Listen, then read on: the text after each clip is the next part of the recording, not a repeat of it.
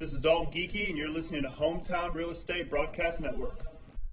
Hello, and welcome inside Regency Furniture Stadium on a beautiful Tuesday night right here in Waldorf, Maryland. Andrew Banster alongside Austin Rooney as we take you through tonight's edition of Blue Crabs Baseball right here on the Hometown Real Estate Broadcast Network. Coming to you live from the Baynet Press Box. It is the West Virginia Power at your Southern Maryland Blue Crabs. Now, Austin, before we get into the nuts and bolts of this thing, this is going to be a battle of two teams that are staging a comeback after somewhat of a difficult start at some point of either of the team's seasons, right? So you look at a West Virginia team that really struggled in the first half of the season. Despite having a 10-7 record here in the second half, on the season as a whole, they have the second worst record in the Atlantic League. So this is a team that struggled at the start of the year, but they've had a couple of really key additions. Additionally, somebody, notable, Francisco Arcia, a former Los Angeles Angel at the MLB level, just signed to their team a few days ago, not starting today. But this is a team on a surge. And this is a team very much like the Blue Crabs that knows that they have to win a lot of games here in the second half if they want to guarantee themselves a playoff spot. So it should be a really good three-game set. Right, well, the Blue Crabs, especially a team that is now tied for first place with the Lancaster Barnstormers. And as they're tied for first, this is a team that either needs to win the division, or if the Ducks win the division, they need to come next overall in the Atlantic League for a playoff spot. These playoff spots are hard to come by, but recent odds makers are saying the Blue Crabs have a good shot at making the playoffs this year. That's right. Our ALPB Roundup put out a report today giving the Blue Crabs the best odds in the Atlantic League to win the entire thing this year at 20%. The next best is 15%. Austin, this is a team that has been good of late, has won 7 of 9.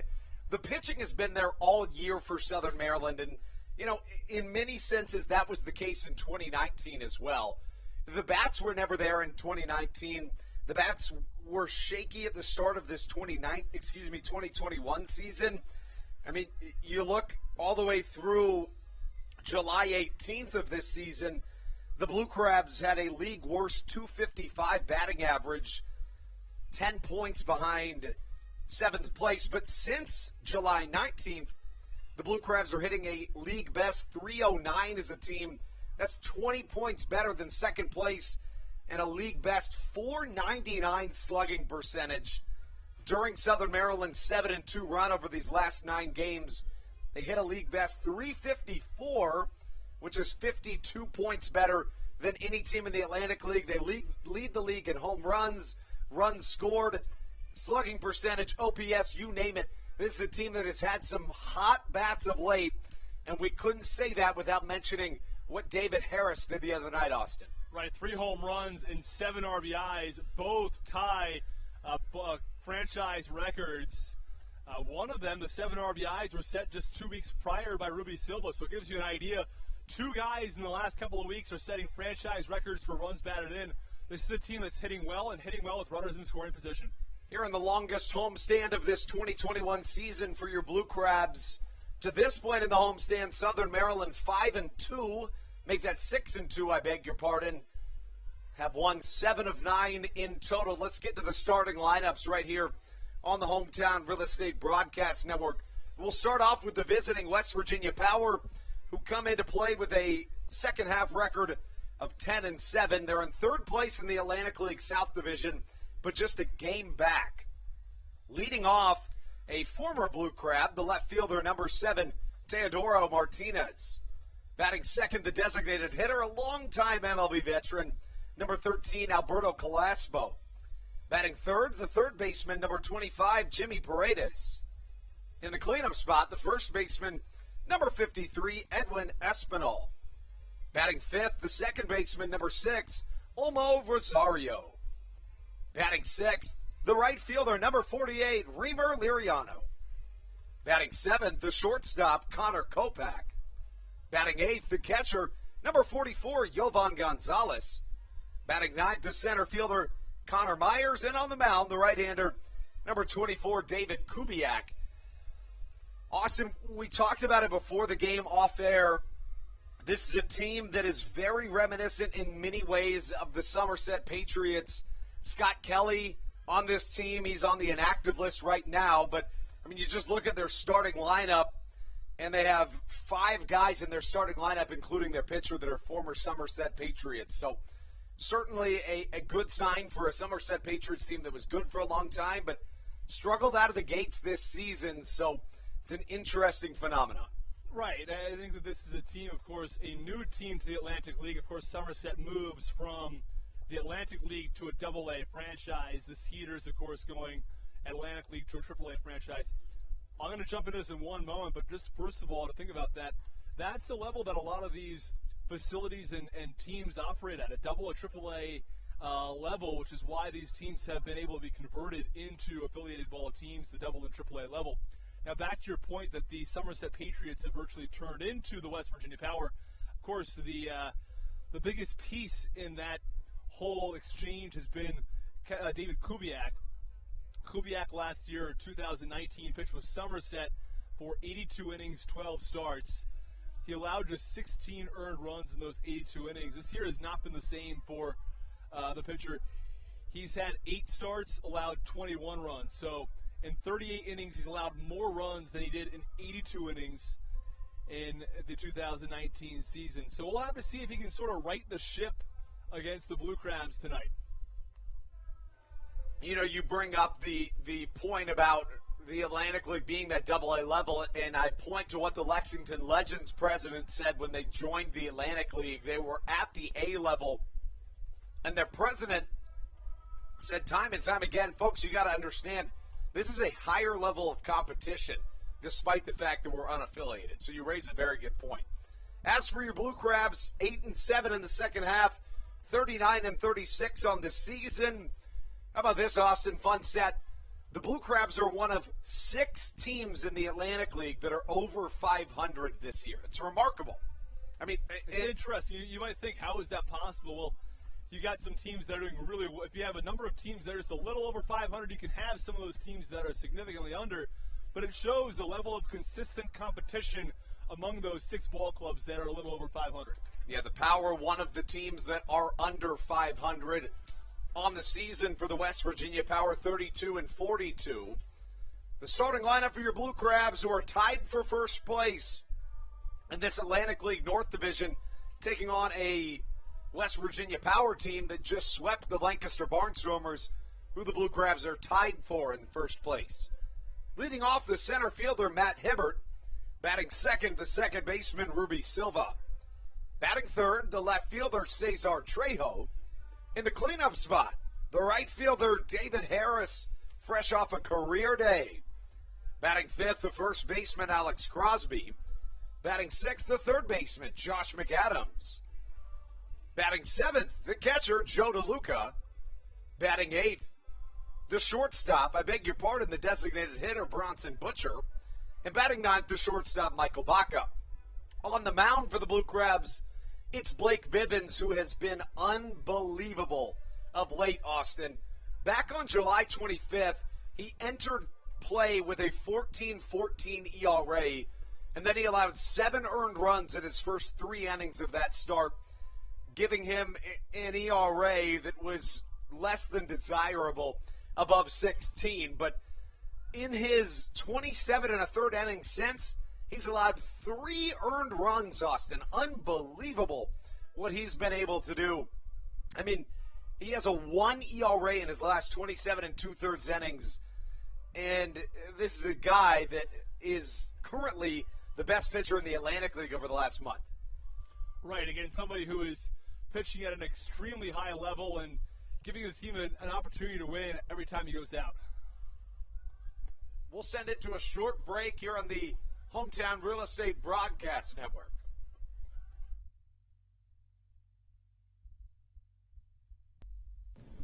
This is Matt Latos, and you're listening to the Hometown Real Estate Broadcast Network. Weiss Markets is a proud sponsor of the Southern Maryland Blue Crabs and has been since their inaugural season in 2008. Weiss Markets also presents one of the Blue Crabs' best and most famous promotions every single year.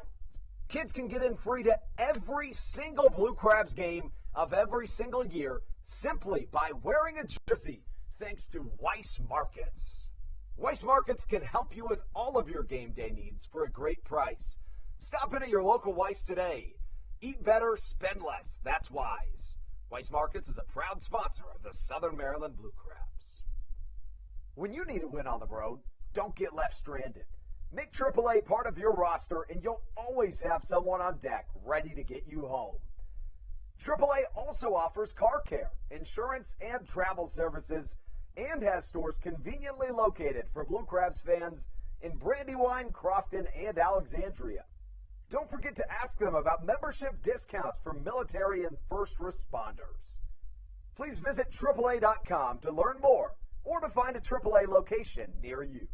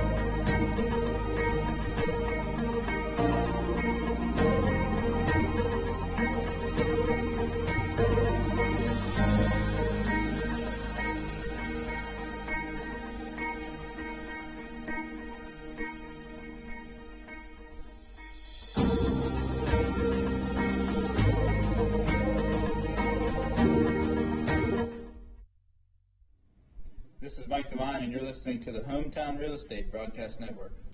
You just heard from Mike Devine, whose Tijuana Toros of the Mexican Baseball League just advanced to yet another round. Devine expected back here in Southern Maryland when he's done. And Austin, that's an arm that Southern Maryland, while the starting rotation has been fantastic, it's simply an arm that could always be used by any team in this Atlantic League. Let's talk a little bit about the stuff that this guy did earlier this year. When you look back at his numbers, I mean, Mike Devine led the Atlantic League by a huge margin when he left the Atlantic League for the Mexican Baseball League. He's a guy that had played unaffiliated ball his entire career, but I'm telling you, in 8 starts, this guy struck out 57 batters in 52 and 2/3 innings, and after a rough start to the season, he really turned things around. He had upwards of a 9 ERA after his first 2 starts, but after that, he had quality starts in 7 of his last 8. So certainly an arm that Southern Maryland could use to get back. But, speaking of turnarounds, Blake Bivens has done that and then some. He'll be on the mound facing this West Virginia Power team today. And let's go over our key matchups for today's game. I think it's important for Southern Maryland to get at least 6 innings out of Blake Bivens. So he's my X factor today.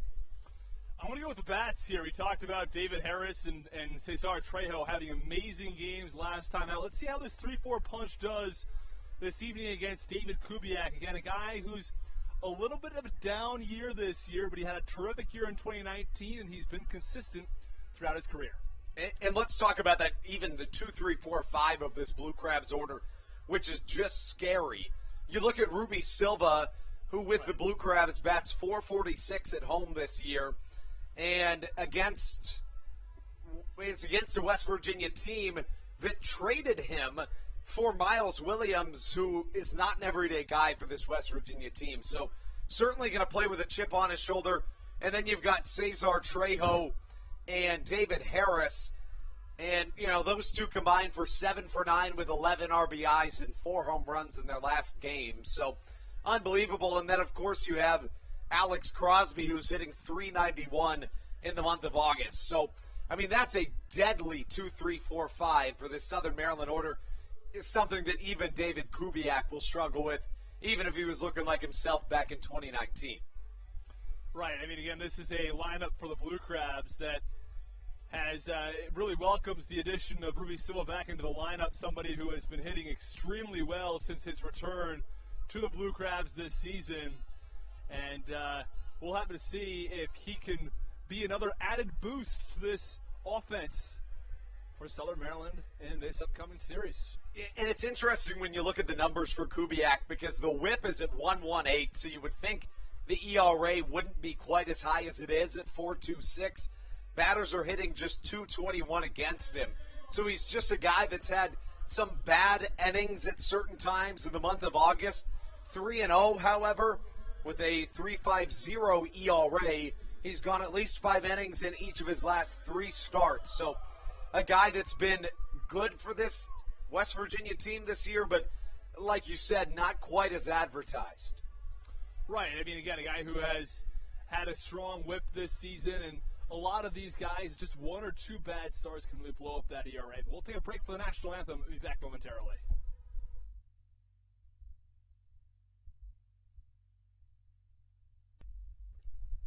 American Radiology is the clear choice for all of your medical imaging needs. With locations in Charles and Calvert counties, they offer a full range of imaging services. Some of their latest innovations included 3D mammography and wide-open MRIs for our claustrophobic patients.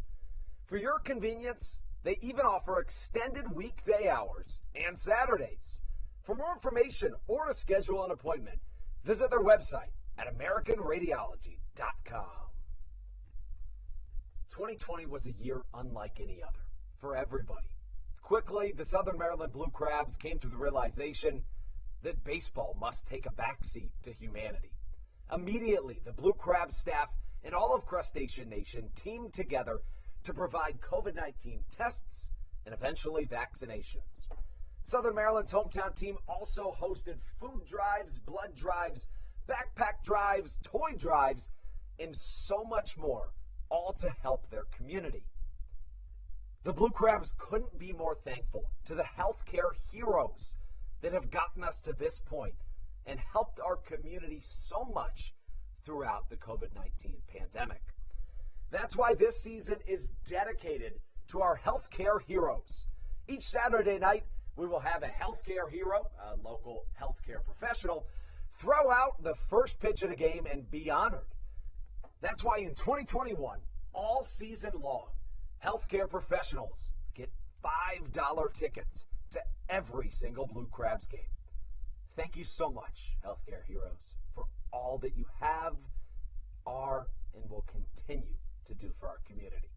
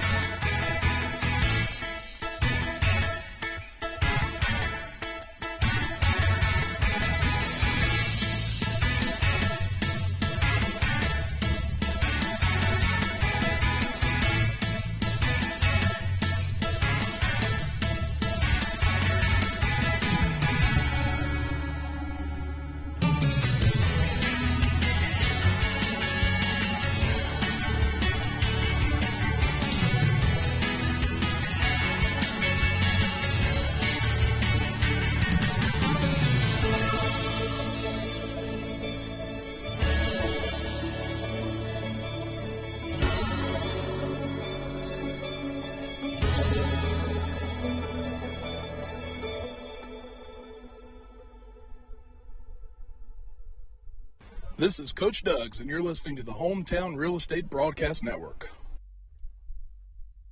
Welcome back inside Regency Furniture Stadium in the midst of our longest homestand of this 2021 season. It will end as 11 games. It should have been 13, but a couple of rainouts stopped that from happening. We've got Blake Bivens on the mound here on the Hometown Real Estate Broadcast Network. Few have been better than him in the Atlantic League over this last month. A 1 ERA in his last 27 and a third innings. He's a guy that has been nothing short of terrific. Bivens, in his last 3 starts, has been even better than terrific. How about 2-1 in 27 and a third innings pitched, 3 earned runs, and over that span, Austin, batters are hitting just 165 against him. A guy that has been unbelievable lately. Right, I mean, he got off to a bit of a tough start this season, but you mentioned it, really turned things around recently this month. He's gone at least 7 innings in each of his last 4 starts, and in the last, at least in his last 3 starts especially, he's been terrific. You know, he had a complete game shutout last time out at Long Island, and then 7 innings, no runs at Lancaster. So you mentioned it, really strong performances recently from Bivens.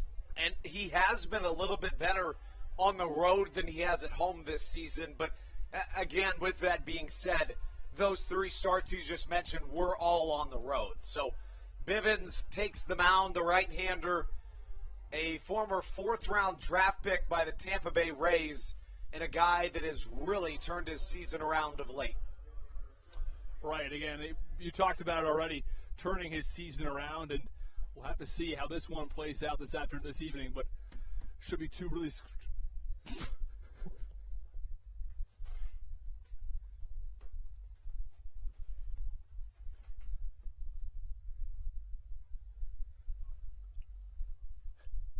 Teodoro Martinez takes the mound.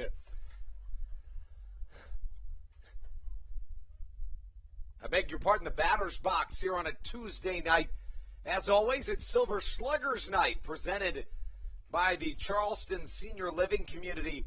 Right here on the Hometown Real Estate Broadcast Network. First pitch misses outside to a former Blue Crab, Teodoro Martinez, who has been unbelievable this season. He bats .360 on the year. Fastball inside, 2-0 goes the count. Martinez, 23 doubles on the season. Teo played for the Blue Crabs in 2019. Fastball high and tight in the count, 3-0. Of course, since it's the Charleston Senior Living Community Bingo Night, Austin and I will be playing bingo. Fastball in there, a called strike. How's your card looking, Austin? The pattern is an S this evening. So top row, middle row, and bottom row with the center field put out along with a walk. Is that the idea? Well, mine's a little different than yours. Oh, I see, of course. 3-1, chop to the left side. Baca backs up, throws across the infield. It's in time. And a good rebound from Blake Bivens after starting this first batter of the evening, 3-0. Is a shortstop assist a 6-3 putout? Or is that separate? That would be an assist, yes. And then a shortstop putout. It's like a line drive catch or if he makes the out. So it could be a fielder's choice to second. But not a ground out. That would be an assist. Not a putout. Correct. So if he puts it out, he's the one that makes the out. Right. Fastball outside misses to Alberto Calasbo. And run away in the second batter. Calasbo on the season, a .508 on base percentage. He's been incredible for this power team. 2-0 the count. Calasbo, a longtime MLB veteran who leads the Atlantic League in on base percentage. 2-1 goes the count to Calasbo. This is a West Virginia team with a ton of MLB experience on their roster, but a lot of guys that are up there in age, such as Calasbo. Calasbo was born in 1983. He's 38 years old. Another one of those guys, Olmo Rosario, not related to Ahmed Rosario. He's 40 years old now. That's right. I mean, he's the same thing. He's a guy that's been doing it a long, long time. Struck down the right field line and foul. Bivens hasn't allowed anybody on, but he's thrown more pitches than you might have wanted to this point in the game. Right, he was behind in the count 3-0, worked a 3-1 count, and now here he is behind in the count again, 2-1. Here comes the payoff pitch, the 3-2 hit high in the sky to center field. Back goes Matt Hibbert, nearing the track, battling the sun, and catching for out number 2.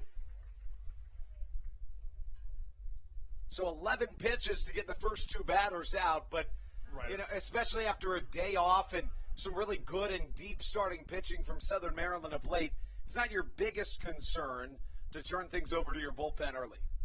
Not saying that will happen. I'm just saying that given the trajectory to this point. Right, a couple of deep counts here. Of course, the last one 3-2, not 2-1. But either way, a couple of deeper at-bats worked by these hitters, and that's what you're looking to do. You might not get a base hit, but if you can work the pitcher, get to that bullpen early, that's what you're looking to do as a lineup. Fastball outside, and that's 3 straight batters. Bivens has fallen behind. He faces off against Jimmy Paredes, the third baseman for this power team this evening. The 1-0 struck foul to the right side. Got a good piece of it. Yeah, so far 2 up and 2 down from Bivens, but a couple of hard-hit balls from the power, and they're showing their power. A couple of line drives down the right field line, really getting the barrel on the ball. The count, a ball and a strike to Paredes. Split this season between the Power and the Tijuana Toros of the Mexican Baseball League. Hit .340 with the Toros, .320 here with the West Virginia Power. 1-1, a curveball that misses upstairs. The count 2-1. The pitching repertoire for Blake Bivens He's got a fastball that sits 86 to 90, a curveball 76 to 80, and his changeup sits right around that 80 miles an hour mark. Well, you talked a little about the Mexican Baseball League. There was a change made prior to the 2021 season. We'll get there in a moment. 3-1 on its way from Bivens. Struck foul. Sent his team scrambling from the dugout as that one was hit right towards that screen. Either way, the Mexican League, since 1967, has been considered by Major League Baseball a AAA quality classification. Well, with the reorganization of minor league baseball, of course, we talked about it for quite some time already on the broadcast. The Major League Baseball has decided they're not going to consider the Mexican League a AAA classification anymore. They were never affiliated with Major League Baseball, but still given that classification, they have removed the classification. Now, the Mexican Baseball League is a completely independent league of Major League Baseball. And it's interesting because at the same time, technically the Atlantic League is no longer independent. They're technically an MLB partner league. Foul ball towards the Blue Crabs dugout. Tough play for Jonah Luca, but what a play. He catches. It takes Bivens 17 pitches to get through the first three batters, but he sets them down in order. We're through half an inning here at Regency Furniture Stadium. When we come back, it's Matt Hibbert, Ruby Silva, Cesar Trejo, right here on the Hometown Real Estate Broadcast Network.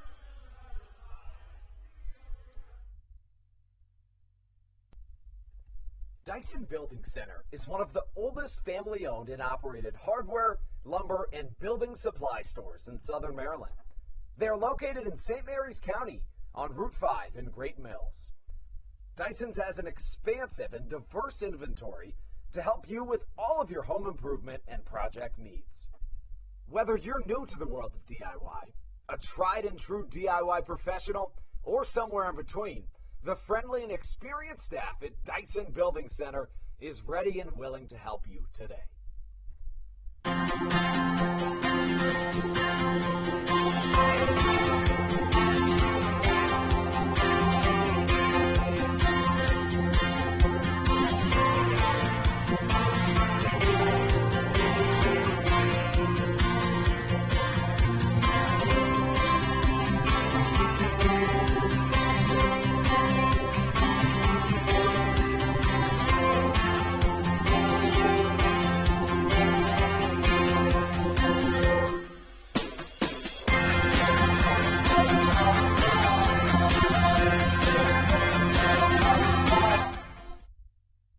This is Blake Bivens, and you're listening to the Hometown Real Estate Broadcast Network. Blake Bivens sets down the West Virginia Power in order. The West Virginia Power play in Charleston, West Virginia. They're wearing their special Charleston Charlies jerseys this evening. They've got the right-hander David Kubiak on the mound. Kubiak, as you mentioned, fantastic for the Somerset Patriots. In 2019, he went 7-1 in 12 starts with a 1.76 ERA. The tall right-hander working quick. Here comes the pitch to Matt Hibbert. Fastball high and outside. Kubiak 3-3 on the year with a 4.26 ERA. Fastball sits 87 to 89. 1-0 catches the outside corner. He also features a changeup that sits right around 80 miles an hour and a curveball much slower, 70 to 73. Kubiak on the 1-1. Fastball struck well to the left side. This ball's got a chance. Back goes Teodoro Martinez. Bye-bye baseball. A solo shot to lead us off in the bottom of the first. Matt Hibbert smacks a home run. How about it, Austin? Can't do any better than that to start off a ball game. Have Matt Hibbert lead things off with a solo home run. He's not even part of that 2-3-4 that's considered to be the most dangerous part of this Blue Crabs order, and here they come. And here they come indeed. Ruby Silva starts it off. Silva facing his former team for the first time since being traded. Silva has been fantastic. Austin, he's 14 for 27 in his last 7 games. Yeah, it's outstanding. We saw him the other day hitting off a tee and just destroying the ball for some batting practice. Yeah, you said it. I mean, he was hitting opposite field home runs off the tee from home plate. The 0-1 from Kubiak inside draws the count even. A 1-0 Blue Crabs lead here early. Mentioned Silva, but, the 3-4-5 incredible as well. Trejo and Harris await on deck and in the hole. And you can't even forget about 6 or 7. Josh McAdams has the most home runs on this team. He bats 6. And then Joe DeLuca, another quality hitter, is 7th. Yeah, DeLuca hits 321 since July 5th. So all of these guys have been top-notch of late. It's a tough order to face, and it's the reason why they're the best batting order in the Atlantic League since early July. And then Silva coming in, batting second. Baca was second earlier in the series, or earlier this weekend, and now moved down to the 9th spot. So even deep 1 through 9, of course, having another hitter in Bronson Butcher at 8th. Exactly. You got a guy like Bronson Butcher that has good power at the plate, the designated hitter here this evening for Southern Maryland. Chopper down the first base line. Austin, Bronson Butcher reminds me of a lot of a guy, Mike Falsetti, that Southern Maryland had in 2019, a guy that could really do a lot for you at that backup catcher position. Another hitter who I think he's a little similar to. I don't know if anybody remembers him. 2-2 swung on and missed. A big curveball from Kubiak gets his first out of this outing. Do you remember Doug Mirabelli? I do not. Okay, he was a backup catcher for the Boston Red Sox. He was the specific catcher for Tim Wakefield, the knuckleballer for the Red Sox. So the Red Sox used him back in, until 2010 maybe. And Bronson Butcher reminds me a little bit of Doug Mirabelli. Here comes good power, good pull hitter. Here comes Cesar Trejo, fresh off an incredibly good game in his last time out. 3 for 4 with a home run and 4 RBIs. He and Harris combined to go 7 for 9, 4 homers and 11 RBIs in that game. Cutter off the outside corner misses. The cutter is a pitch that Kubiak has in his repertoire, but only features it about once an inning. A long pause in that windup. Check down to first. Did he go? No, he didn't. Trejo, a .297 hitter on the season. 9 home runs, 34 RBIs.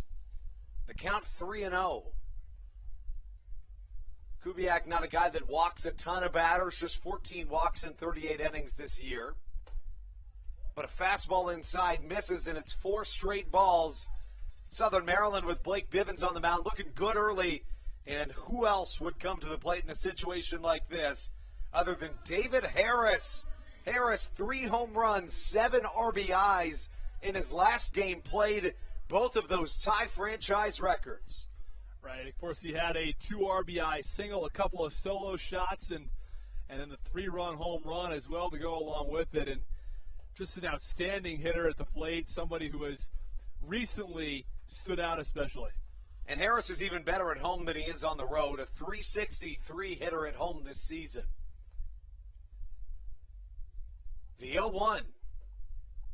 A slider off the outer edge. The slider and the cutter are 2 pitches, again, that Kubiak has in his repertoire, but issues the slider maybe 2 or 3 times an inning, the cutter once or so.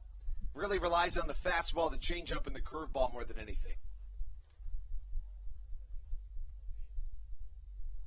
Began his Atlantic League career in Bridgeport with the Bluefish back in 2016, did Kubiak. The count 2-1. Yeah, Bridgeport, an interesting place in Connecticut, not too far from my hometown, about 10 minutes. Bridgeport's about 15 minutes north. Trejo goes on the pitch, looked to be a hit and run with 1 away. The throw across the infield. It's Connor Kopak throwing out David Harris. 2 away, but a runner in scoring position. Attended Bluefish games from time to time. Did you ever see him play the Blue Crabs? I didn't. We saw them play Somerset quite a bit. We saw them play Long Island. That makes sense. That makes sense. I I do remember a sign vividly. It said, all children not in attendance will be caught and sold as bait. I said, that's a little bit tough. That's bizarre. I think that's probably too far, and I just probably think that's not a good sign to have. But, hey, who am I, right? Right. Alex Crosby up to the plate. Crosby really has been overshadowed by some other bigger performances of late, but he's been incredible in his own right. Crosby 13 for 31 in this homestand is fresh off a 7 for 14 series in which he had 3 doubles. It's .397 in the second half with a .1039 OPS. The 1-1 chopped foul. Crosby's a guy that didn't start this season as an everyday player, but boy has he been ever since. Since June 15th when the Blue Crabs started their 12-2 run, this is a guy that has been integral to Southern Maryland's success. Soft chopper to the right side. Rosario fields and tosses to first. Good rebound by Kubiak, who faces 5 batters in the inning. Allows 2 on, including a solo shot to lead things off for Matt Hibbert. As for Hibbert, it's his second home run of the season as we take you into the top of the second here on the Hometown Real Estate Broadcast Network. This is Daryl Thompson, and you're listening to the Hometown Real Estate Broadcast Network. Whether it's Chris Paul, Cliff Paul, Aaron Rodgers, or even the son of a former Blue Crab, Patrick Mahomes, you've seen many athletes endorsing State Farm. That's because your State Farm agent has your back through good times and not so good times. That's why all the Blue Crabs, Daryl Thompson and the whole team, trust State Farm with their insurance needs. State Farm is the company people have trusted for over 99 years to help life go right. Call your local State Farm agent, Greg Conklin, today at 240-776-4289.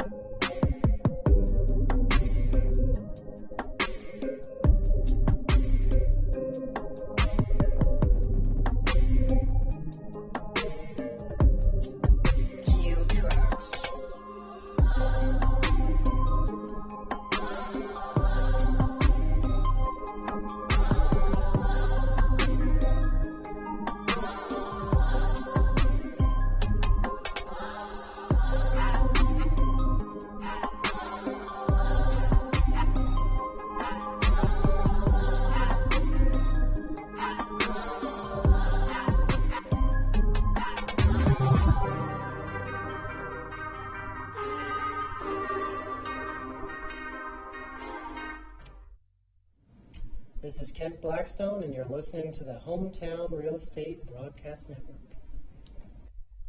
Into the top of the second we go here at Regency Furniture Stadium. Southern Maryland on top early.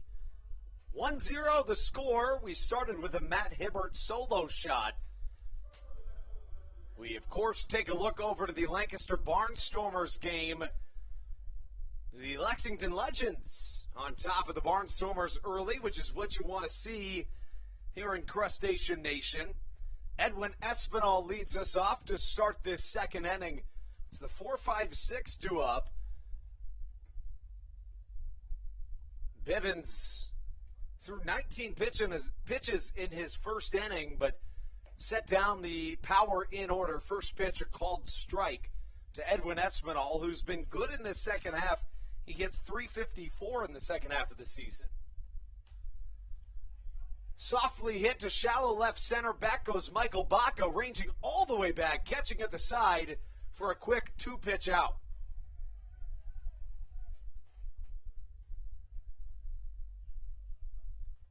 Four up, 4 down for Blake Bivens, who we mentioned was fantastic in his last 3 starts, really dating back into his 4th start. Since the 4th inning of that start we just mentioned on July 25th, Bivens, in 27 1/3 innings, has allowed 3 earned runs. Here comes Olmo Rosario, first pitch, fastball called strike. It'll be Rosario and then the right fielder Reimer Liriano up next. The 0-1 from Bivens. Check swing doesn't matter. It's a called strike 0-2. And, after missing the zone a couple of times in the first, falling behind on the first 3 batters that he saw, Bivens looks much more locked in this second inning. He does. Had a good at-bat against... Go ahead. Line drive to Josh McAdams, a 3-pitch out. He's taken just 5 pitches to get his first 2. Right. So, again, a strong first at-bat against Edwin Espinal, and then Olmo Rosario ahead in the count, and then a quick liner to third. So right-on-right matchup after Bivens sets down the first 5 batters that he faces, brings up Reimer Liriano. Liriano, a .299 hitter on the season, and a former top prospect, Austin, in all of professional baseball. The guy that did, in fact, play in the MLB both in 2014 and in 2017. Made his MLB debut at the ripe age of 23 with the Padres. Yeah, and some of these guys who've made it already have a good chance of making it back at some point. Fastball outside corner called strike 0-2. It's a lot easier for an MLB team or an MLB scout to justify, hey, let's bring this guy back. He's had MLB experience, and I think he's made some of the right steps needed to get back to that level. Fastball hit to the right side. David Harris has a beat on it. He's back and he catches. 6 up, 6 down for Blake Bivens, who's feeling it here this evening. We take you into the bottom half of the second. It'll be 6, 7, 8 due up for Southern Maryland on the Hometown Real Estate Broadcast Network. All Pawn is Southern Maryland's premier pawn shop and is the official pawn shop of the Southern Maryland Blue Crabs. Stop by and say hello today. They've been a part of the Southern Maryland community for 18 years. If you need some cash to hold you over, or if you're just doing some spring cleaning and want to clear some stuff out, please bring it by All Pawn and let them make you an offer. If you have broken jewelry or some that you just don't want anymore, please bring it by and they'll pay you more than anyone in the Tri-County area. They're located on 301 in White Plains, just south of DeMar Road. Go Blue Crabs!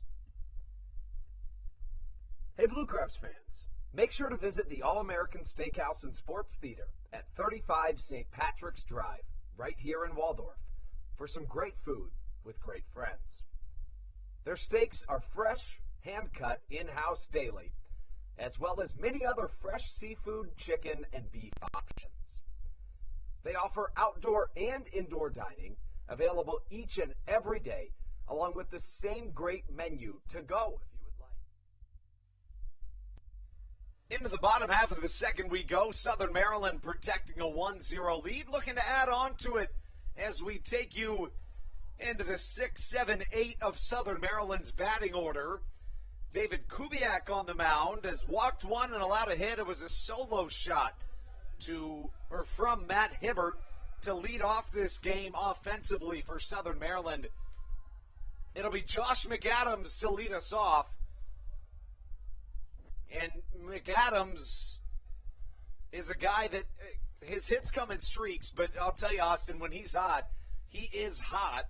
McAdams hitting 11 for 29 in this homestand. And it could be a lot better than that, Andrew. You're right. I mean, he hit a few balls really squarely last time out and this past weekend that were reeled in by the center fielder. McAdams hits one over our heads here in the Bayonet press box, and the count evens at a ball and a strike. McAdams on the season, a .267 hitter, a team-high 14 home runs, and 52 RBIs. Slider way out in front, trying to get him to chase the count 2-1. Yeah, he leads the team in home runs, top 3 in RBIs. So the guy that's got really good power. Pitching against or hitting against this West Virginia power team. Curveball outside corner, swung on and missed, and it seems like that's been the forte here to this point for David Kubiak.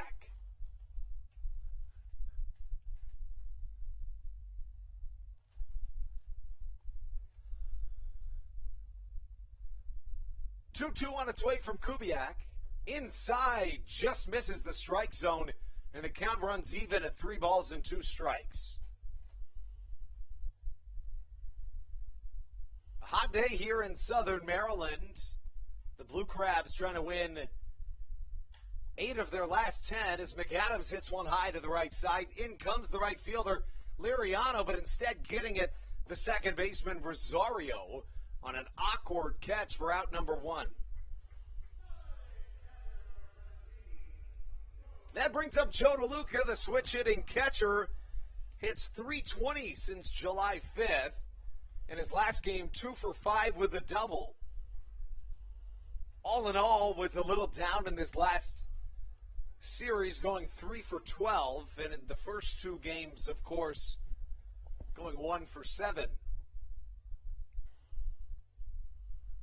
Just 1 hit allowed to this point for DeLuca. I beg your pardon. For Kubiak, it was a leadoff homer, and now showing bunt DeLuca. He's a guy much like a former Blue Crabs catcher, Charlie Valerio. He has good speed for a catcher, fantastic bat control, and he'll lay down a bunt at just about any time.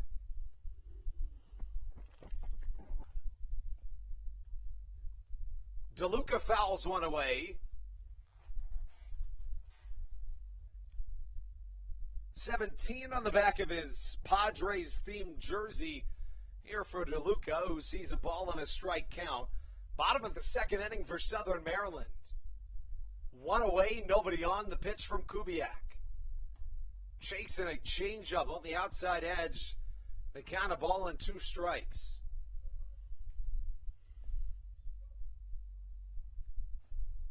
Outfield playing pretty deep against DeLuca here. The 1-2 on the way. Bouncing way out in front of the plate. That's the second time in the inning that Kubiak has missed badly with his off speed.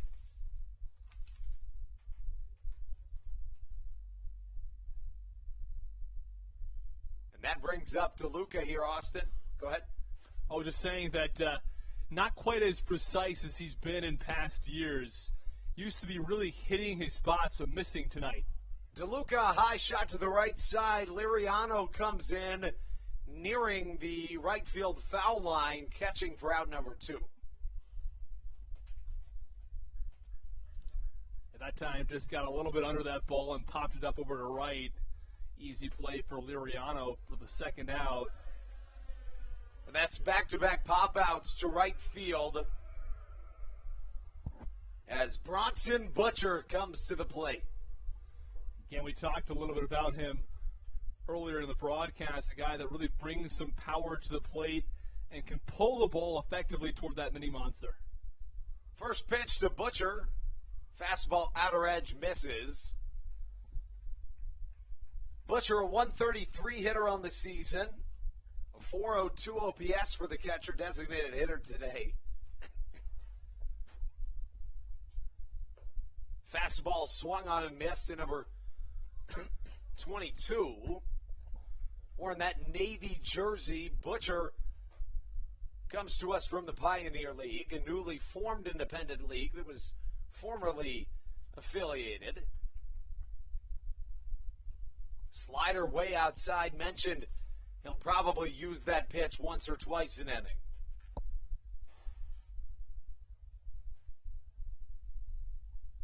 Butcher in his 3rd consecutive start here for Southern Maryland. His first as the designated hitter. Sinker in there for a called strike, 2-2. Yeah, due to availability, The Blue Crabs have had to switch some things up and give some different players opportunities who would not have otherwise gotten them. Guy in Bronson Butcher who had been starting sporadically prior to the stretch. Off speed, swung on and missed. A good rebound inning for Kubiak, who sets down 3 straight Blue Crabs. We'll take you into the third here on the Hometown Real Estate Broadcast Network after Kubiak's second strikeout of his evening.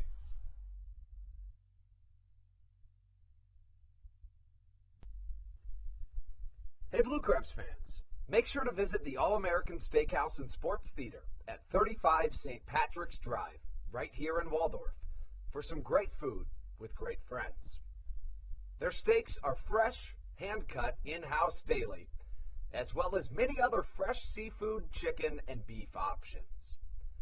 They offer outdoor and indoor dining, available each and every day, along with the same great menu to go if you would like.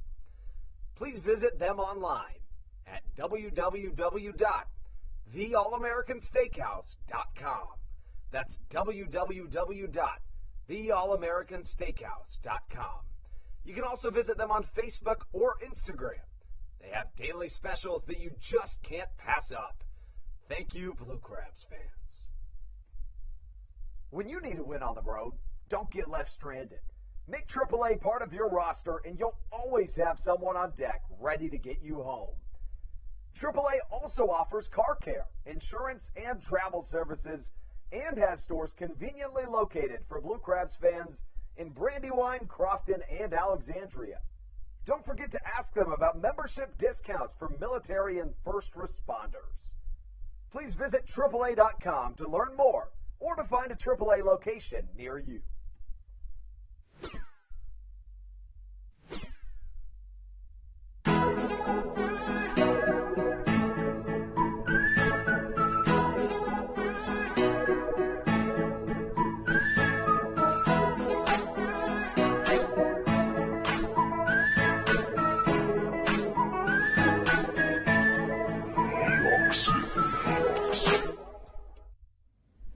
This is Dalton Geeky, and you're listening to Hometown Real Estate Broadcast Network. To the top of the third we go. Blake Bivens to this point, 6 up, 6 down. He has induced 5 pop-outs and a ground out. Dawson, in his first inning of work, he tossed a total of 19 pitches, but a much quicker second inning for the right-hander, who found himself throwing just 9 in his second inning of work. Make that 8. Work for Blake Bivens. Had a bit of trouble in his first inning as far as high pitch count, but really settled down nicely in the second. Has thrown 27 pitches through his first 2 innings of work, and now into his third, he faces the 7-8-9 in the form of Connor Kopak to lead us off. First pitch just a smidge high.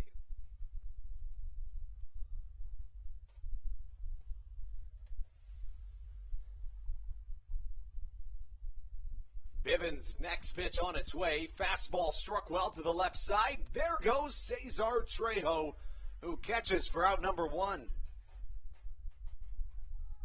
7 up, 7 down for the former 4th-round draft pick by the Tampa Bay Rays, Blake Bivens. Now he faces Yovan Gonzalez, another former Somerset Patriot. Has struggled against Southern Maryland this year, hitting just 1 for 11. Both of these teams have struggled against each other offensively. The Blue Crabs hitting .220 against West Virginia this year, but the Power hitting just .231 against Southern Maryland.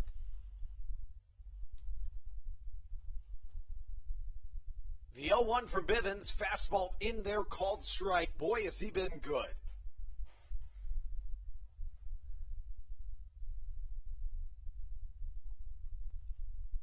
Bivens on his way with the 0-2. Well struck into left field. That's the first base hit for this West Virginia Power team to this point in the game. Yeah, and again, Bivens 7 up and 7 down, finally allowing a hit here in the third inning. So an outstanding job thus far, keeping their bats in check.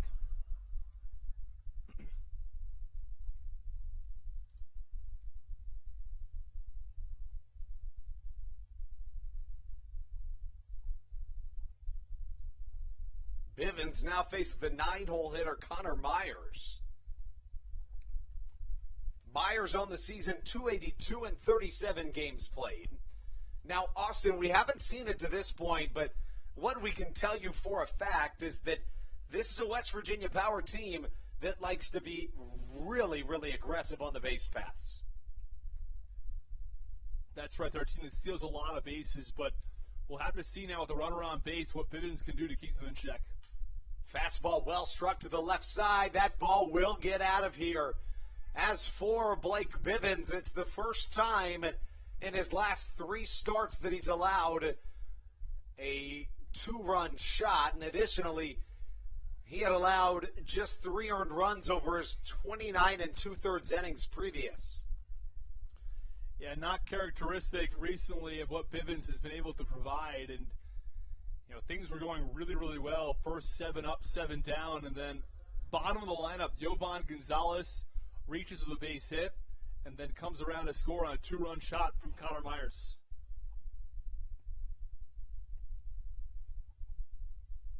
Now the top of the order in the form of Teodoro Martinez comes to the plate. Martinez grounded out to the third baseman, make that the shortstop his first time up. Fastball from Bivens in there, a called strike. And, he's still pounding the strike zone. And at the start of the year, one of his big issues was just that.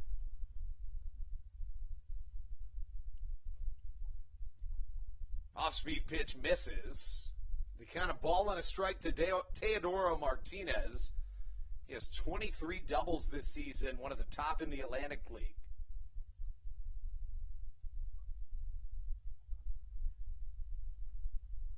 The 1-1 on its way from Blake Bivens. Lofted into right center field. Matt Hibbert has a beat on it. Gets near the warning track and catches for out number 2. A good rebound for Bivens. So 2 away as the West Virginia Power take a newfound lead here on the Hometown Real Estate Broadcast Network. That brings up Alberto Calaspo. Calaspo flew out to center his first time up.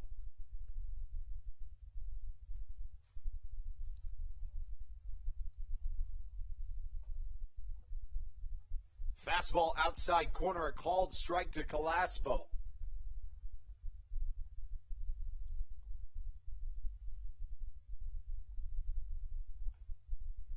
As for Calaspo enters play as a 309 hitter. Upstairs, the count now 2 balls and a strike.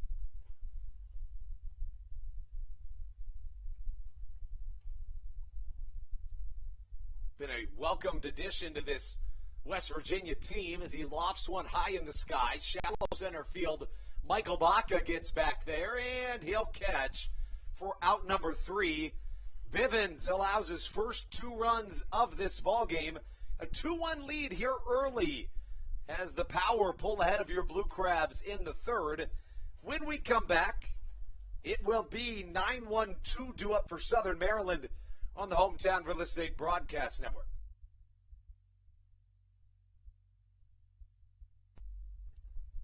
American Radiology is the clear choice for all of your medical imaging needs. With locations in Charles and Calvert counties, they offer a full range of imaging services. Some of their latest innovations included 3D mammography and wide-open MRIs for our claustrophobic patients. For your convenience, they even offer extended weekday hours and Saturdays. For more information or to schedule an appointment, visit their website at AmericanRadiology.com. The Charles County Department of Health encourages you to get the COVID-19 vaccination today. You can get it all over Southern Maryland or no matter where you are across the United States. Vaccinations are offered right here at Regency Furniture Stadium with no appointment needed. Charles County Department of Health and the Southern Maryland Blue Crabs urge you to take one for the team and get the vaccine. Monkey.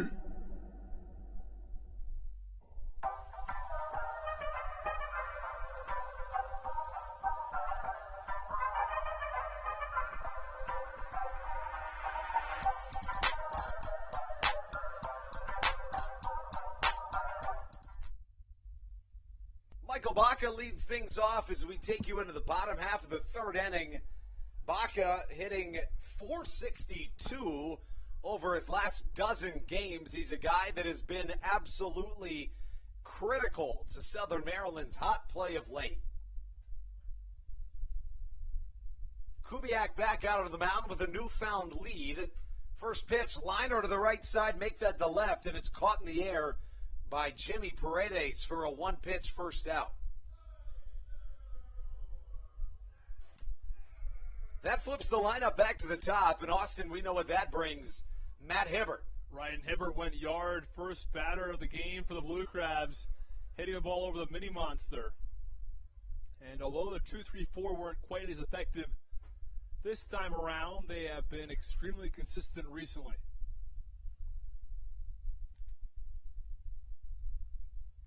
First pitch to Hibbert. The second time around, Kubiak starts him out justly with a curveball for strike number one. And obviously that makes a ton of sense. Second pitch, hit high in the sky, should get out of play. Instead, maybe playable, and it's not. Austin, that's a tough break for the West Virginia Power. Edwin Espinal had that in his hands, but he ended up dropping it. Yeah, tough break. It was a bit of a tough play for him as he neared the wall over there. A little bit out of my sight line from this vantage point, but had an opportunity to make a play on the ball, but couldn't quite reel it in. Yeah, he caught it, but Rosario was honing in on him at the last moment, and I think he just got flustered and dropped it. It was in his glove for a moment. The 0-2 to Baca make that Hibbert outside, and the count 1-2. It's one of those more rare plays. Usually an error, it results in a runner on base. You had an opportunity to make up for the error and actually still retire the batter. So we'll see if Kubiak can recover. 1-2 outside, the count 2-2. And, you know, Austin, especially in a battle of two pitchers that are really good, they're not going to make a ton of mistakes. So it's a matter of who can take advantage of those mistakes. 2-2 chopped foul. Right, especially with two of the better pitchers right now on the mound. Already talked quite a bit about Kubiak and Bivens, and two guys who are pitching at the top of their game. So having to stay on top of these batters if you're Bivens or Kubiak, and you have to take advantage if you're one of the hitters. Outside as the count runs full at 3 balls and 2 strikes.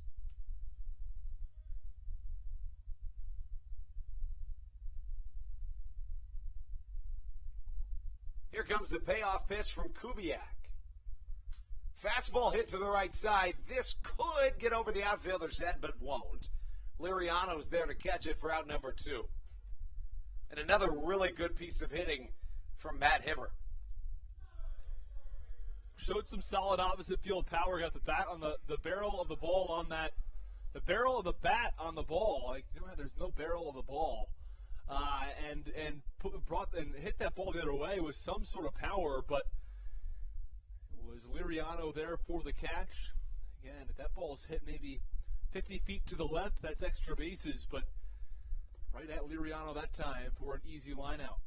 First pitch swinging is Ruby Silva, and you know, Silva, Austin, a guy that already plays with a chip on his shoulder, but now facing the team that traded him to the Blue Crabs a couple of months ago, and he takes advantage of it here, single through the left side of the infield.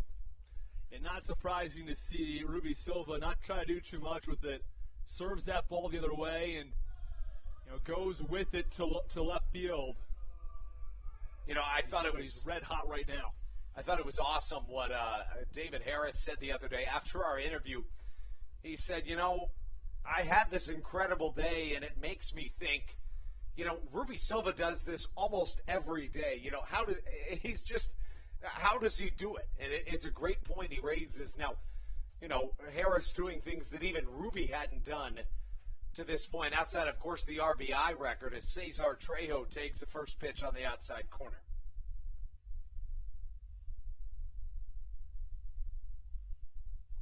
Trejo facing Kubiak, who's not allowed just 2 hits through a little over 1 time through the order. Curveball swung on and missed 0-2. Yeah, Trejo caught off balance that time. Sets him up with the fastball and then goes back to the breaking ball and is way ahead of it.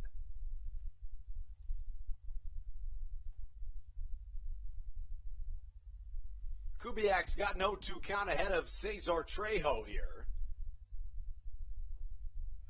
Gets past the catcher Gonzalez. I think Silva's going to go first to third, and he is. Getting into third standing. Good speed for Silva makes him 90 feet away from tying this game.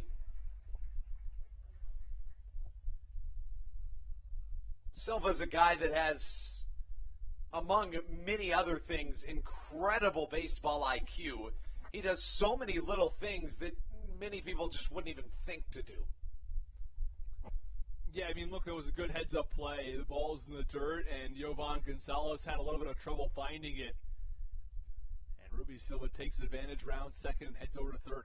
0-2 chop foul. Trejo walked his first time up. Back in the Blue Crabs' most recent game played, a 13-2 victory over the Long Island Ducks. Trejo went 3 for 4 with a home run and 4 RBIs. He and the cleanup man, David Harris, were unbelievable. Here comes a chopper to the right side, just over the outstretched glove of Osmo Rosario, and that's what aggressive base running does for you, Austin. Ruby Silva goes first to third on a passed ball, and just like that, an RBI single from Cesar Trejo ties this thing at 2. Yeah, and Trejo doesn't try to do too much with that ball either. Just sort of flips it out to right center field over the head and glove of Olmo Rosario. And you said advancing to second and third on a pass ball. And it's unclear. I mean, he probably scores if he's on second base there. But it's a much closer play. Obviously, easily trots home from third in the RBI single. Here comes David Harris, who chops one up the middle. It's caught by David Kubiak, who throws over to first aggressively, may I add, to end the first third of this contest. Austin, the Southern Maryland Blue Crabs tied this thing up. It looks like it's going to be a pitcher's duel with just some sprinkles of offense. Right. I mean, this is two teams that have gone back and forth early. Of course, the home run for the Blue Crabs. They had trouble generating offense.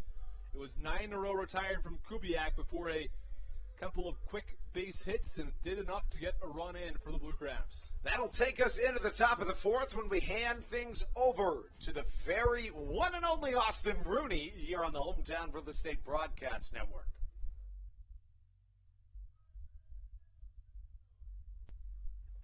Dyson Building Center is one of the oldest family-owned and operated hardware, lumber, and building supply stores in Southern Maryland. They are located in St. Mary's County on Route 5 in Great Mills. Dyson's has an expansive and diverse inventory to help you with all of your home improvement and project needs. Whether you're new to the world of DIY, a tried and true DIY professional, or somewhere in between, the friendly and experienced staff at Dyson Building Center is ready and willing to help you today. In February of 2020, Regency Furniture Stadium and the Southern Maryland Blue Crabs were given what we view as an honor, being named the 4th mass vaccination site in the state of Maryland. Here's a message from Regency Furniture about the honor that it has been and still is to be one of Maryland's mass vaccination sites, getting our community back to safety.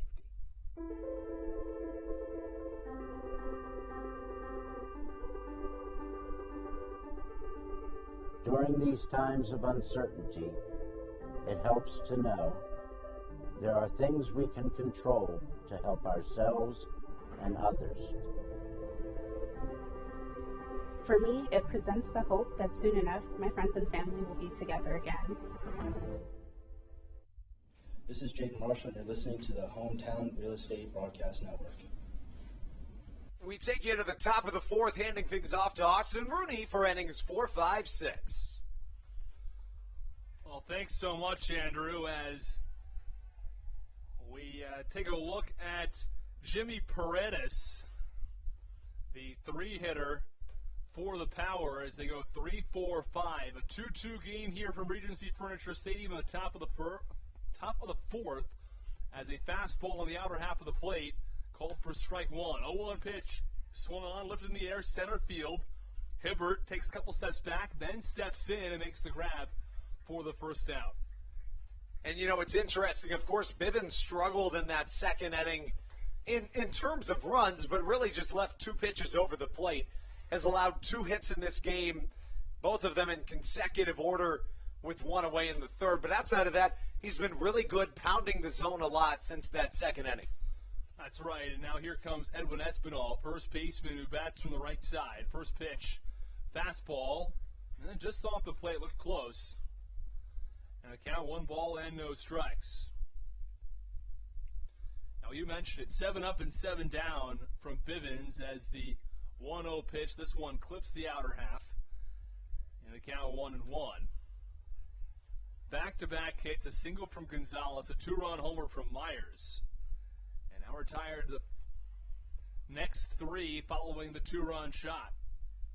1-1 pitch, that misses a little low and away. And the count 2 balls and 1 strike on Espinal. 2-1, swinging a ground ball. Easy playable for Baca. Throw across the diamonds in time, and 2 up and 2 down to start the fourth.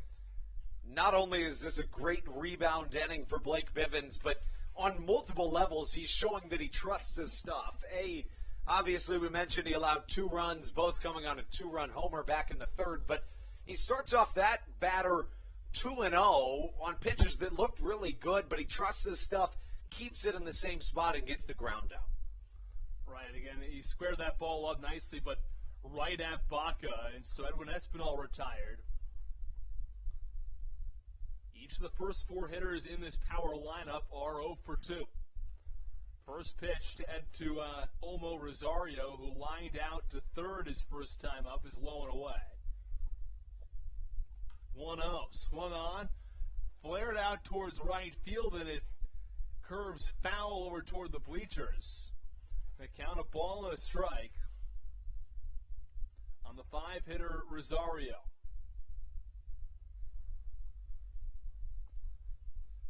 2-2. The Blue Crabs struck first in the bottom of the first inning with a home run from Hibbert.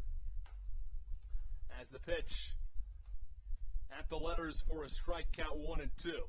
Just to recap, a Hibbert home run in the bottom of the first. Power responded with a 2-run homer from Myers in the third. And the Blue Crabs tied it at 2 with an RBI single from Cesar Trejo. Here's the 1-2 pitch, swing and a ground ball over to short, fielded by Baca.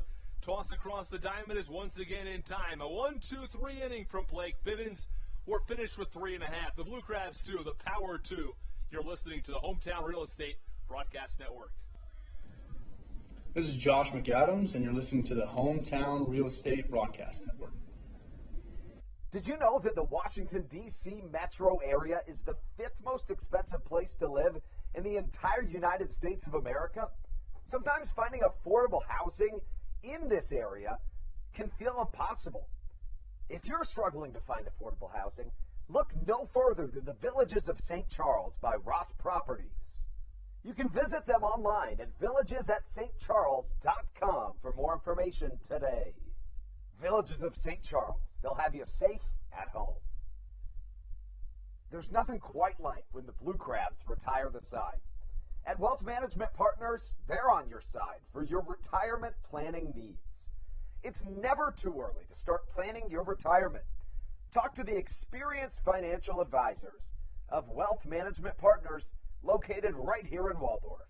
Call them today at 301-885-0955.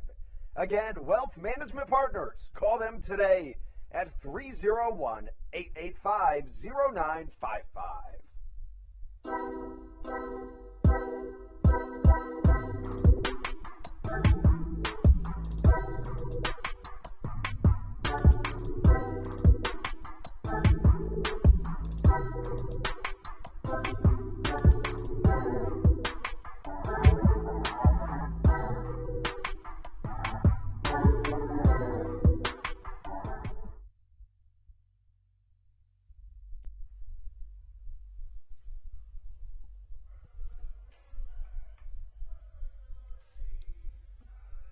Bottom of the 4th inning from Regency Furniture Stadium, better known as the Reg, as Crosby, McAdams, and DeLuca do up in a 2-2 game.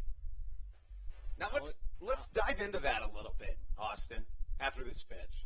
First pitch to Alex Crosby, the left-handed hitter, is low for ball 1. Go ahead, Andrew. Yeah, we talk about the Reg in Waldorf, a phenomenal place, but where does that nickname come from?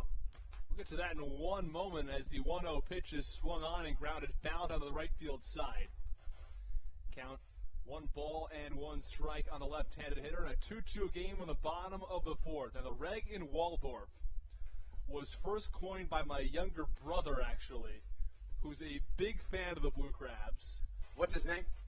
John Bones Jones? John. He sometimes goes by John Bones Jones, of course, after the UFC fighter, as the 1-1 pitch a little inside in the count, 2 balls and 1 strike. What a John guy. Bones Jones, the UFC fighter, widely regarded as the best fighter of all time. 2-1 pitch, swinging a high pop-up, third base side. Paredes comes in, gives way for the catcher, Yovan Gonzalez, in foul territory, who makes the grab for the first down. So that begs the question, is your brother a good fighter? Not really. No, not at all. Has he ever fought? No, he has not. Well, that's good. That's a good thing. Right. Now, more on where he got this name from. Now, Gus Johnson, of course, one of the best-known broadcasters out there, very enthusiastic, once said, quote, "The fans come to their feet at the Dunk in Providence." Now, the Dunk, he was referring to, short for the Dunkin' Donuts Center, as the first pitch to the right-handed hitter, Josh McAdams, is cut on and fouled off toward the Blue Crabs dugout on the third base side. Count 0-1 in a 2-2 game, bottom half of the 4th inning. So, Gus Johnson called the Dunkin' Donuts Center the Dunk in Providence. So here in Waldorf, we should call Regency Furniture Stadium the Reg in Waldorf. That was the thought process from my younger brother as the 0-1 delivery low and away toward the left-handed batter's box. Here's the 1-1 offering from Kubiak. Swing and a miss on a breaking ball. McAdams well ahead of it. And the count 1-2.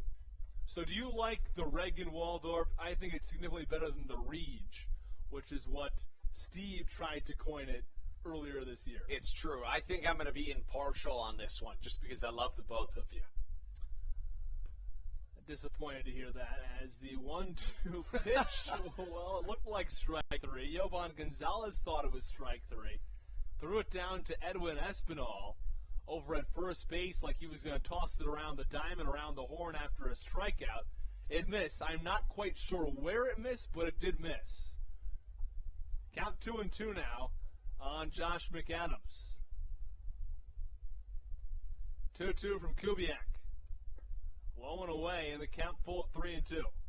And a good job by Josh McAdams, who, we've talked about it a couple of times, has really changed his plate approach, it seems, in this homestand, and being much more patient at the plate. He has changed his plate approach, but he really has not seen his numbers change as a result of it negatively. Here's the 3-2 pitch. Swing and a drive. Left field deep. Forget about it. It hits off the slide into home. Billboards way past the kid pool and out of Regency Furniture Stadium. It's a solo home run, and Josh McAdams goes deep to give the Blue Crabs a 3-2 lead. 15th home run of the year for Josh McAdams, extending his team lead. Austin, did you see the kid on the Brooksies boardwalk? He thought he might catch that, and that's a good thought, but generally the ball wouldn't even get that far. This time, however, way over even his head. I mean, that ball has to be hit nearly 400 feet. Yeah, off the St. Charles Village apartment sign. And that, you're right, probably significantly over 400 feet. I'd say probably was going about 425. And, I mean, that ball was destroyed by Josh McAdams. It shows his power and what a difference it's made this season for the third baseman. And a guy, I think, who's definitely still young enough to make it back into affiliated ball. He started his career in affiliated ball. Took some time off now, came over to the Atlantic League, and then last year really started to make his way back and his presence known. Also a two-way player. If he can make pitching work. It's another aspect of his game that's not all that well thought about. First pitch to Joe DeLuca. Swung on and lined foul on the first base side. So just to give you an idea of the scoring, a solo home run in the bottom of the first from the Blue Crabs. No score in the second. Top of the third, the Powers scored 2 and took a 2-1 lead on a 2-run shot from Connor Myers. Bottom of the third, an RBI single from Cesar Trejo before a solo shot here in the fourth from McAdams. Blue Crabs 3, Power 2, bottom of the fourth inning with 1 away. Here's the 0-1 pitch to the left-handed hitter. This one runs low and in the count 1 ball and 1 strike on DeLuca. DeLuca doing the catching tonight, shifted from first base to that catching position. 1-1 offering. Swinging a ground ball over toward the Power dugout. Count a ball and 2 strikes now on the left-handed hitting catcher.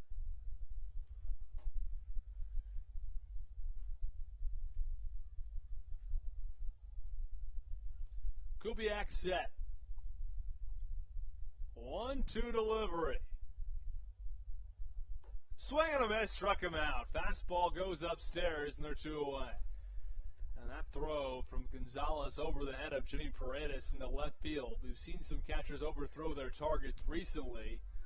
That one was about 2 feet over his head.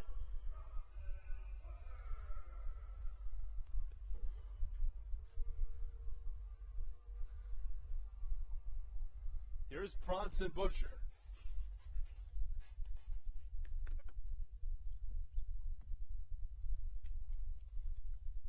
First pitch, it's a strike on the inner half. Butcher, his first time, worked a 7-pitch at bat, but ended up striking out swinging.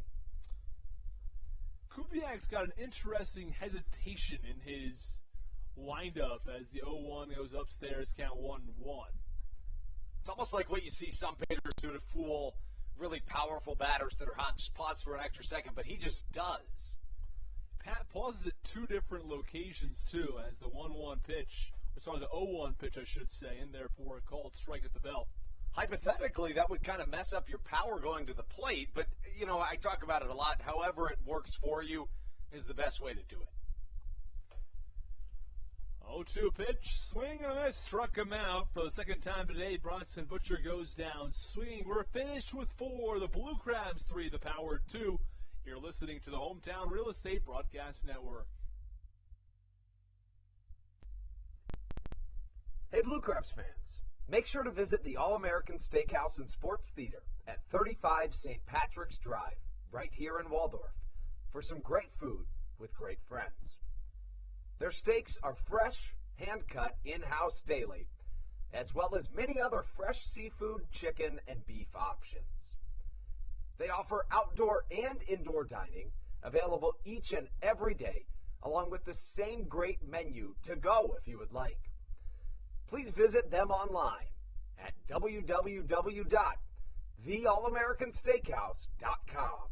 That's www.theallamericansteakhouse.com.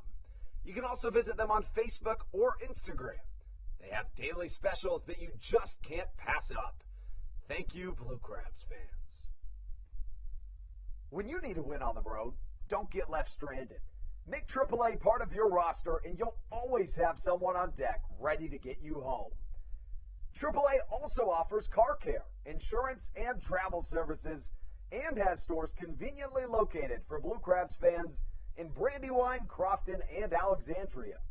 Don't forget to ask them about membership discounts for military and first responders. Please visit AAA.com to learn more or to find a AAA location near you.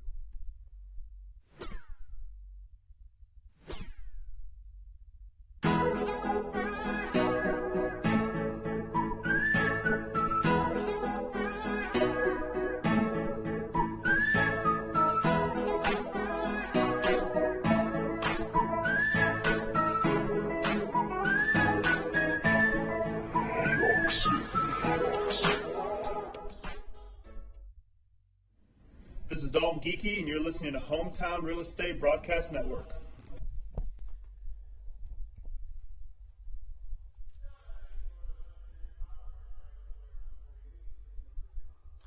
Top half of the fifth inning from the Reagan Waldorf. The Blue Crabs 3, the Power 2. They send 6, 7, and 8 to the dish. Reimer Liriano followed by Connor Kodak and Jovan Gonzalez. First pitch to Liriano, swinging, and it's a high chopper over to third.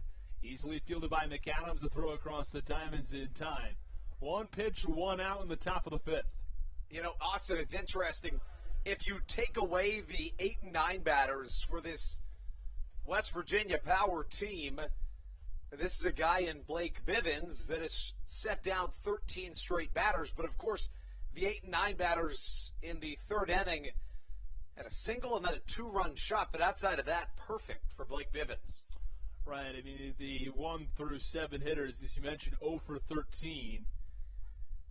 First pitch, a strike on the inner half on Connor Kodak, the shortstop who hits from the right side. It's interesting. Normally you think 8-9 hitters are the easiest ones to retire on the team, but in this situation, Connor Myers, a 2-run home run from the 9th spot and a base hit from Jovan Gonzalez in the 8th spot as the 0-1 is low and the count 1-1. Connor Kopak was drafted in 2018, and in his first year of professional baseball in 2019, he reached the AAA level, so one of those guys you're a little surprised to see released so early. Yeah, it is. You know, you just never know with some of these guys as to who is released by these AAA or MLB teams and at what point. Sometimes it just seems like there's no method or reason for a guy being released or why, but MLB teams oftentimes have a vision for these guys as the pitch is cut on and popped up shallow right field. Harris comes in about 10 steps and makes the grab for the out. So 2 up and 2 down here in the fifth, but you just never really know with some of these guys when they get released and when they are promoted to the next level. You know, Blake Bivens is looking like an ace pitcher out there, and Southern Maryland, of course, already has an ace pitcher in Darryl Thompson, expecting to get Mike Devine back soon. So if Southern Maryland does, in fact, make the playoffs, that's 3 ace-quality pitchers, which bodes well for this Blue Crabs team. First pitch in there for a called strike on Jovan Gonzalez. It certainly does, especially in a league where good pitching is hard to come by. Certainly. Especially at this point in the season. A lot of guys and a lot of teams as the 0-1 in there for a called strike, and the count no balls and 2 strikes. Southern Maryland's starting pitching really struggled at the start of the year, but all of a sudden, 0-2, swinging a foul ball behind home plate toward the first base side, and the count remains no balls and 2 strikes on Jovan Gonzalez. Everything started clicking for Southern Maryland until they lost 3 starting pitchers in a week, 1 to the AAA level, 1 to the Mexican League, and then 1 via trade, which certainly, I think, of course, the trade was before the other 2 moves, but in hindsight, of course, you know, it's a roster that's certainly retooled and reloaded for a second half in which they've been successful. Yeah, the 0-2 pitch missed upstairs. Count 1-2 now on the righty. Jovan Gonzalez as the home plate umpire calls time. Looks like he put his finger to his AirPod. Of course, that signifies something to do with the electronic strike zone. Umpiring crew today, Bill Worthington behind home plate, Larry Rosenberg at first, and Tom DeCharoux at third as the 1-2 pitch comes up and in on Jovan Gonzalez, somersaulting him off the plate. He comes up grinning from ear to ear. I think he's perfectly okay, just having fun playing the game of baseball, which is the way we like to see it played. Right. Doesn't ever hurt to get a couple extra somersaults in. That's a move coined by Teodoro Martinez, who is on this West Virginia Power team, playing with a ton of animations that, I mean, you'll see if Teodoro, or Teo as they call him, gets on base, you're certain to see some of that. I look forward to it if he can get on those base paths. 2-2 pitch, swinging a blooper towards right field, but it's the second baseman Silva ranging back to make the grab for the final out. Looked like that one might fall into right field, but Silva showing his solid range from second base out and making the grab for the final out of the top of the fifth. We're halfway through from the Reagan Waldorf. The Blue Crabs 3, the Power 2. You're listening to the Hometown Real Estate Broadcast Network. Hey, Blue Crabs fans, make sure to visit the All-American Steakhouse and Sports Theater at 35 St. Patrick's Drive, right here in Waldorf, for some great food with great friends. Their steaks are fresh, hand-cut, in-house daily, as well as many other fresh seafood, chicken, and beef options. They offer outdoor and indoor dining, available each and every day, along with the same great menu to go if you would like. Please visit them online at www.theallamericansteakhouse.com.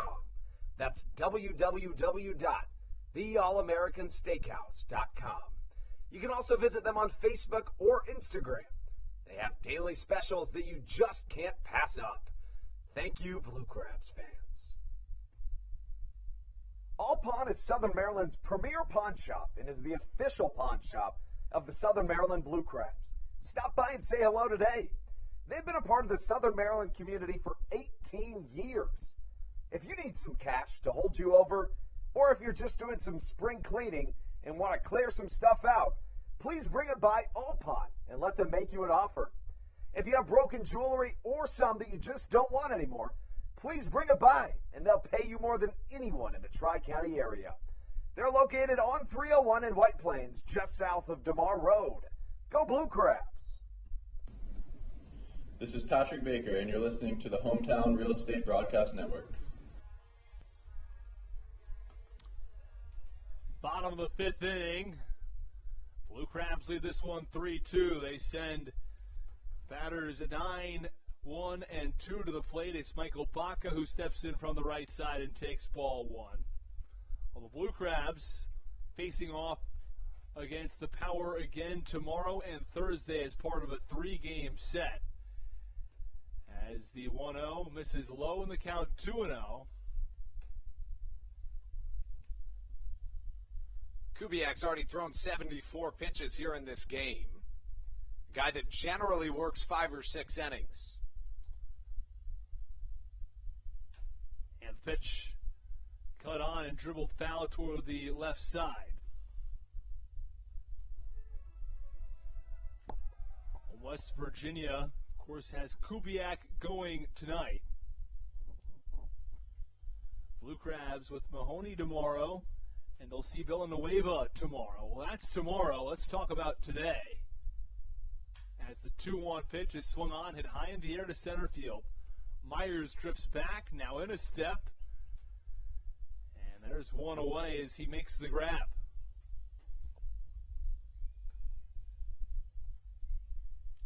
Bottom half of the fifth inning. Still 3-2 Blue Crabs. Here comes Matt Hibbert. Hibbert homered back in the first inning. Then lined out to right in the third. Hibbert playing center field tonight. Right-handed hitter has proved effective in that leadoff spot. Has some speed and gets on base at a strong clip. And this one swung on and grounded down the third base line. It's a base hit. It's going to go all the way to the corner. Matt Hibbert has himself extra bases. It's a 1-out double. And the Blue Crabs have a runner on second with nobody out, with 1 out.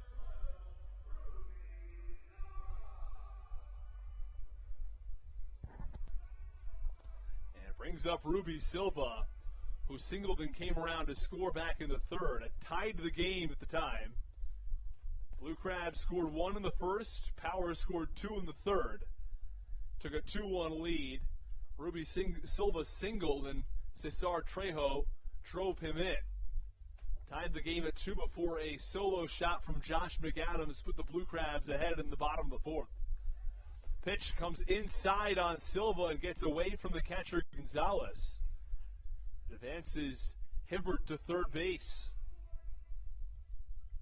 Hibbert now 2 for 3 today. The right-handed hitting center fielder has a double and a homer. Has been fantastic for Southern Maryland since being acquired from the free agent market mid-June.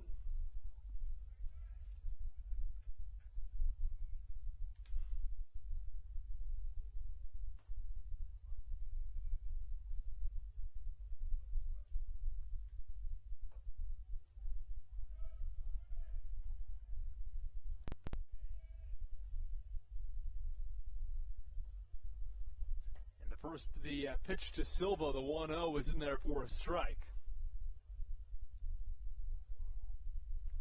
Runner on third base and 1 out in the bottom of the fifth. Blue Crabs looking to extend their 1-run lead. Pitch swung on and fouled off to the third base side. Now behind the count 1-2. Infield in now for the Power. No one with their feet on the grass, but just inches away at second base and shortstop with Kopak and Rosario. 1-2. That's outside. Count 2-2. And for those listening to us on Facebook, we sincerely apologize for any difficulties. It looks like our stream was disconnected about 30 minutes ago. We've still been up on YouTube and Twitter trying to look into exactly what happened because the stream only went down on Facebook, but we're back up and live. 2-2 pitch. Swung on and popped up foul to the third base side. If you missed us here, Blue Crabs struck first in the first inning. Power responded with a 2-run home run in the top of the third from Connor Myers. A run in the bottom of the third from the Blue Crabs and a solo shot from Josh McAdams have given the Blue Crabs a 3-2 lead. 2-2 pitch to Silva. Swing and a foul tip. Barely got a piece of it, and Jovan Gonzalez couldn't hang on. So the count remains 2-2.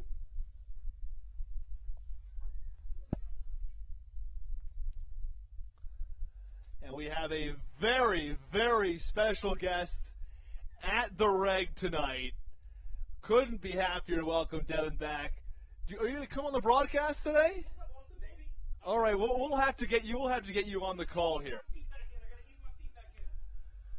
2-2 pitch misses low to Ruby Silva. We'll have to see if we can get him on the broadcast as the count runs full at 3 balls and 2 strikes on Ruby Silva. It's great to see him. Some other familiar faces back from 2019. 3-2 pitch swung on and dribbled off his shin pad, and the count remains 3 balls and 2 strikes. Speaking of familiar faces from 2019, Ruby Silva, a guy that keeps with his antics. Anytime the ball hits into the ground, he runs, picks it up, and throws it to the dugout. He's not going to allow the pitcher to throw a doctored ball. Oh, no way. No way. It gives you a slight advantage, and don't want to see that. 3-2 pitch, swing and a miss. Silva worked along a bat, really battled, but Kubiak gets the best of him in the bottom of the fifth. That'll allow the infield to back up just a little bit. Right, you no longer have to surrender the run on a ground ball. Second time tonight, Ruby Silva has struck out. He did single and score a run back in the third. Either way, Kubiak gets the best of him here in the bottom of the fifth. First pitch to Cesar Trejo, the left fielder. This is outside of the count 1-0. Trejo drove in Ruby Silva back in the third. He also walked in the first. So 1 for 1, been on base twice. The pitch swung on and grounded over to short. Fielded by Kopak, throw across the diamond in time for the final out. The Blue Crabs got a double from Matt Hibbert. Advanced to third on a pass ball. Looked like he had a shot to score, but the Blue Crabs can't drive him in. They strand 1 at the end of 5. Southern Maryland 3. West Virginia 2. You're listening to the Hometown Real Estate Broadcast Network. Hey Blue Crabs fans, make sure to visit the All-American Steakhouse and Sports Theater at 35 St. Patrick's Drive, right here in Waldorf, for some great food with great friends. Their steaks are fresh, hand-cut, in-house daily, as well as many other fresh seafood, chicken, and beef options. They offer outdoor and indoor dining, available each and every day, along with the same great menu to go if you would like. Please visit them online at www.theallamericansteakhouse.com. That's www.theallamericansteakhouse.com. You can also visit them on Facebook or Instagram. They have daily specials that you just can't pass up. Thank you, Blue Crabs fans. When you need a win on the road, don't get left stranded. Make AAA part of your roster and you'll always have someone on deck ready to get you home. AAA also offers car care, insurance, and travel services, and has stores conveniently located for Blue Crabs fans in Brandywine, Crofton, and Alexandria. Don't forget to ask them about membership discounts for military and first responders. Please visit AAA.com to learn more or to find a AAA location near you. This is Dalton Geeky, and you're listening to Hometown Real Estate Broadcast Network.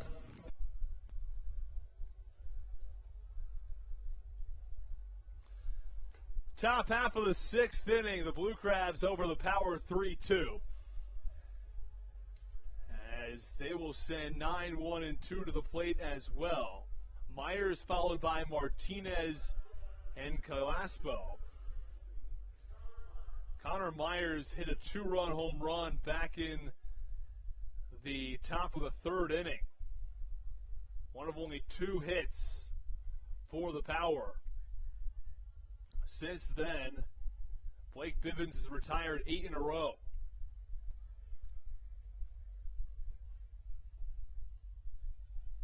Yeah, Bivens has been as advertised, Austin. A guy we knew was incredible, and he's showing it here tonight. First pitch, fastball, just outside in the count, 1 ball and no strikes. Power hitters are just 2 for 17 against the righty tonight. 1-0 is upstairs in the count, 2-0.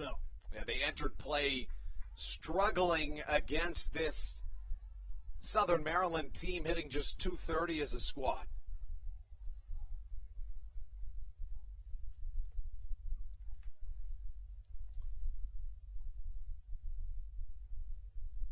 Home plate umpire Bill Worthington calls time as Connor Myers steps back in front of a packed house here at Regency Furniture Stadium. 2-0, that's upstairs in the count, 3-0.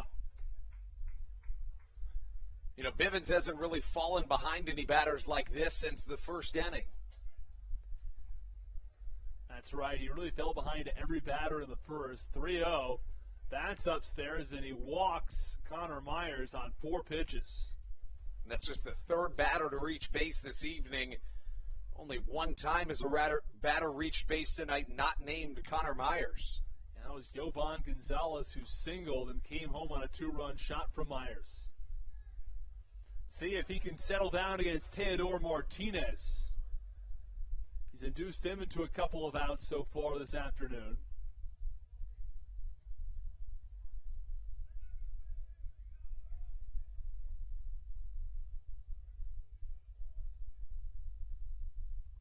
First pitch from Blake Bivens. Squares up to bunt. Pitches a strike anyway, though he pulls back. Count 0-1. Martinez certainly has his quirks, but he's fun to watch. He always has his right back pocket sticking out. He's a guy that plays with some enthusiasm, a guy I really enjoy watching play the game. Yeah, real character. You know, there are some characters in every sport, and Teodoro Martinez, a character in the game of baseball, and especially across the Atlantic League, well known for some of his antics. Dalton Geeky starts warming in Southern Maryland's pen. Bivens tosses back to first. The count 1-0 on Martinez. Still no action in the West Virginia pen, despite a guy in Kubiak that has tossed no more than 96 pitches in an outing this year.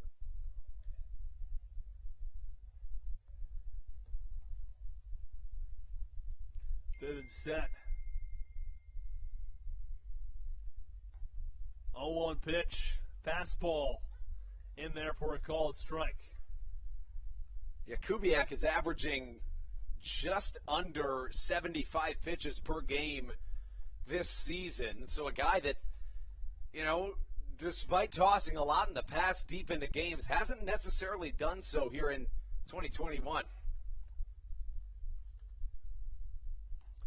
Tosses back over to first base. Fans asking for a replay on that one. Yeah, I don't think there was much question. I think he dove in safely. I'm thinking so too, but I like the enthusiasm. Right. I'm not quite sure what kind of replay they're going to get, and now they do throw him out. Myers thrown out, and he's not having it from Larry Rosenberg. Better watch out or he may get tossed from this ball game. Wow, that was, not only a fantastic pickoff move, but really aggressive from Connor Myers, who got nose-to-nose with Larry Rosenberg over there at first, who is a real even-keeled guy, but, man, he was really aggressive about that. He really was. He was adamant that he was safe back at first base. The count 0-2 now on Teodoro Martinez in the top of the sixth. 1 away and 3-2 Blue Crabs. Pitch, swinging a ground ball, foul to the first base side. Someone let out a scream, not quite sure who. Should Southern Maryland hold on and win this thing, Austin, it's looking like the Blue Crabs will take sole possession of first place. The Lexington Legends on top of the Barnstormers 9-1 in the fourth inning. That's a good sign for the Blue Crabs. 0-2 pitch, swung on a miss, struck him out. Bivens retires Martinez for the third time tonight, and there are 2 away in the sixth.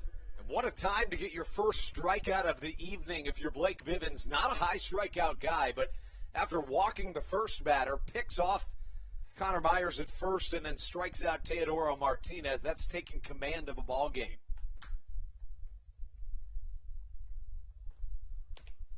Pitch.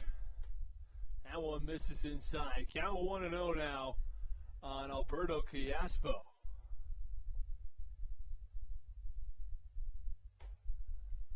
1-0 misses upstairs and away, and the count 2-0. Standings in the Atlantic League for the second half. The Blue Crabs and Barnstormers are both 8-7 as the 2-0 misses the count, now 3-0. A game and a half back stands Long Island at 7-9. The York Revolution off to a really tough start in the second half, just 4-11. 3-0, that's a called strike at the knees. You'd have to think this might be the end of the road for Bivens as Dalton Geeky stops warming. 3-1. That misses a little away, and that's a walk issued from Bivens, his second walk of the inning. And you just see Darrell Thompson out in the bullpen signaling down to just speed things up as Clyburn and Thompson come out to the mound. And Lauren Eck's going to come with them, the athletic trainer for Southern Maryland. Have to wonder if Bivens may have said something between innings that's resulting in Lauren Eck's, the athletic trainer, coming out. Because otherwise, I just don't see why they'd go to this measure. You'd think it would just be manager Stan Clyburn coming out and going with the pitching change. But Bivens seems to be rolling pretty nicely here. He gets the pick off, gets a strikeout. He has had a couple of walks here in the sixth, but allowing just 2 runs and 2 hits and 4 base runners in 5 2/3 is pretty good. And go ahead. If I'm Stan Clyburn and Darrell Thompson, I think I'd probably just tell Blake Bivens, come on out, just considering he's given you a really good start, 5 2/3 innings, and that's exactly what they're going to do.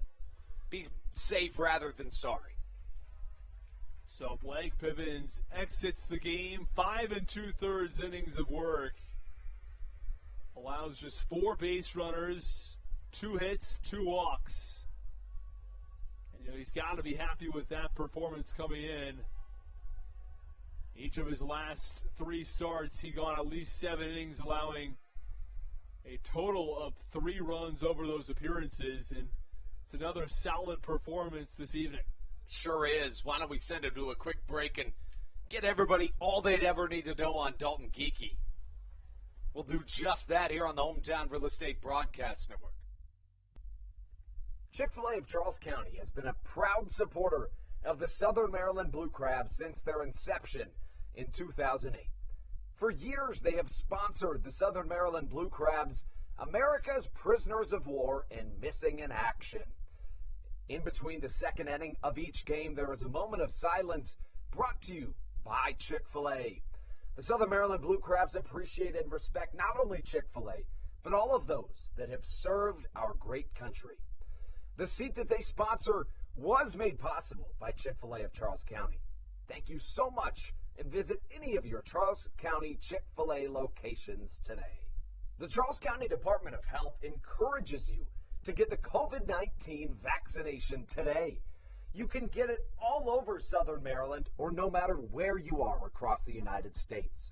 Vaccinations are offered right here at Regency Furniture Stadium with no appointment needed.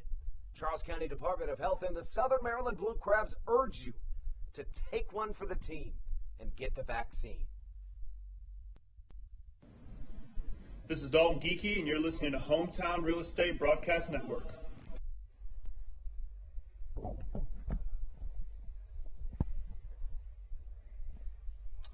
As we welcome you back inside the Hometown Real Estate Broadcast Network, Blake Bivens' evening is over. 5 2/3 innings of work, allows 2 earned runs. He is responsible for Alberto Callaspo, who stands on first base. It is a 3-2 Blue Crabs lead here in the top of the 6th. Dalton Geekie enters the contest. Geekie is the 3.94 ERA on the season. Last time out against York, he went an inning, allowed 2 hits, no runs. He has allowed a hit in each of his last 5 contests. And, you know, Austin Geekie's a guy that has a fantastic track record, really started this season in a dominant fashion in terms of whip in particular, walking very few batters. Those numbers have been up a tad of late, but the ERA hasn't really suffered as a result. It's gone up maybe 1 run over the last month. He's a guy that is certainly one of the top 3 arms in this Blue Crabs bullpen, and I would not at all be surprised to see Geekie finish out the 6th and then toss the 7th, leaving things for Briseño and Latos in the 8th and the 9th. And Geekie, one of the more valuable arms in mid-relief for the Blue Crabs. Blake Bivens does his job, though. Goes 5+, can earn himself a win if the score stands. Pitch, swing, and a chopper down the first base line. It's going to remain fair. Jimmy Paredes just stands there in the batter's box, wishing it foul and pleading that it's foul, and it didn't go foul. So he's out. Interesting play there. We'll take it. I think he actually gave a foul call himself. Oh, well, does that count? No, it doesn't. Okay. Tom Disharu, I beg your pardon, Larry Rosenberg gave a fair call. And last time I checked, the umpire's call overrules the player's call. Have you heard this? I have. And that will end the top of the 6th. The Blue Crabs 3, the Power 2. You're listening to the Hometown Real Estate Broadcast Network. Did you know that the Washington, D.C. metro area is the 5th most expensive place to live in the entire United States of America? Sometimes finding affordable housing in this area can feel impossible. If you're struggling to find affordable housing, look no further than the Villages of St. Charles by Ross Properties. You can visit them online at villagesatstcharles.com for more information today. Villages of St. Charles. They'll have you safe at home.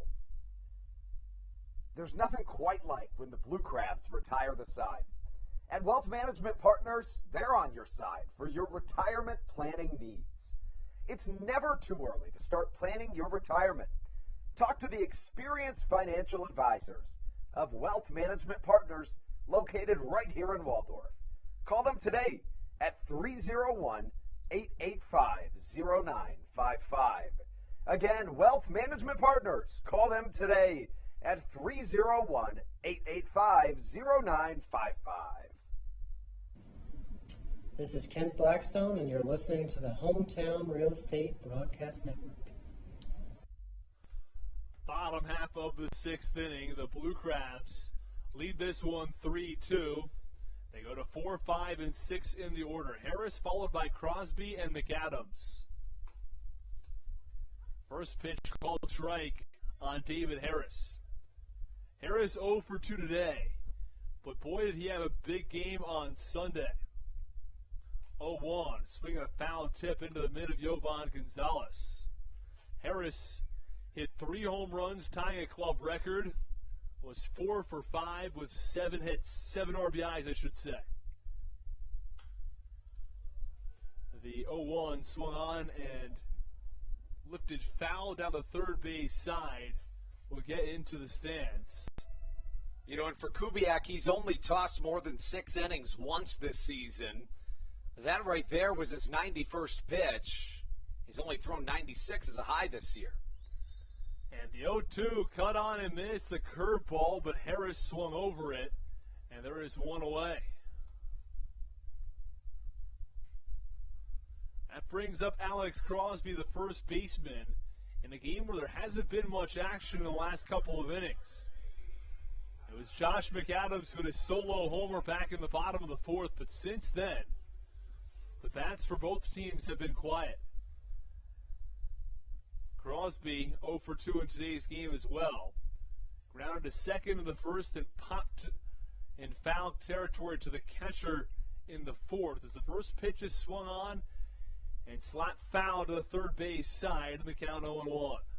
Yeah, Crosby riding a 4-game hit streak, a guy that's been really good of late. Fresh off a 7 for 14 series with 3 doubles against the Ducks. Even in that 19-5 loss, he was good, 3 for 5. The pitch swung on and lifted in the air, deep left field, back to the warning track. It's off the mini monster. Crosby digging for a second. He's got his stand-up double with 1 out in the bottom of the 6th. It's a bit of an awkward try from Teodoro Martinez out in left field. It almost looked like he really didn't need to do that, Austin. It looked very much like he could have just probably watched it bounce off the wall and maybe even keep Crosby to 1, but he wanted to make sure he gave it all he had, and that he did, but it might prove costly for this power team. Now a runner in scoring position with 1 out. Here's Josh McAdams. Hit a very long 2-run home run back in the bottom of the 4th. First pitch to the power right-handed bat is outside for ball 1. So we approach 8:30 on a beautiful Tuesday evening in historic Waldorf, Maryland. The 1-0 pitch, swinging a ground ball to second, fielded by Rosario. He bobbled it for a moment, picked it up and threw to first for the out. So now 2 away in the bottom of the 6th inning.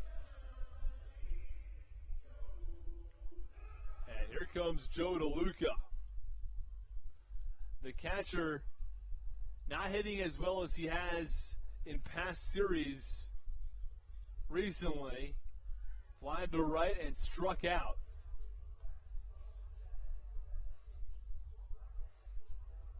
He's got an opportunity to add an important insurance run with 2 outs in the 6th. Harris struck out, Crosby doubled, McAdams grounded to second. 3-2 Blue Crabs as the first pitch a breaking ball to knees for a strike. DeLuca hits .323 on the season with runners in scoring position and 2 outs, not to mention a .516 slugging percentage.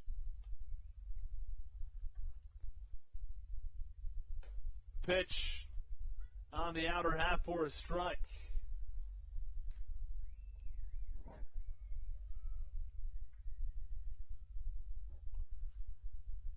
Blue Crabs looking for back-to-back wins, looking for their 8th win in 10 contests. 0-2 delivery. Swinging a high fly ball, center field. Connor Myers is there, barely moves a step, and makes the catch for the 3rd out. That one nicely squared up by DeLuca, but right at Connor Myers to end the 6th inning.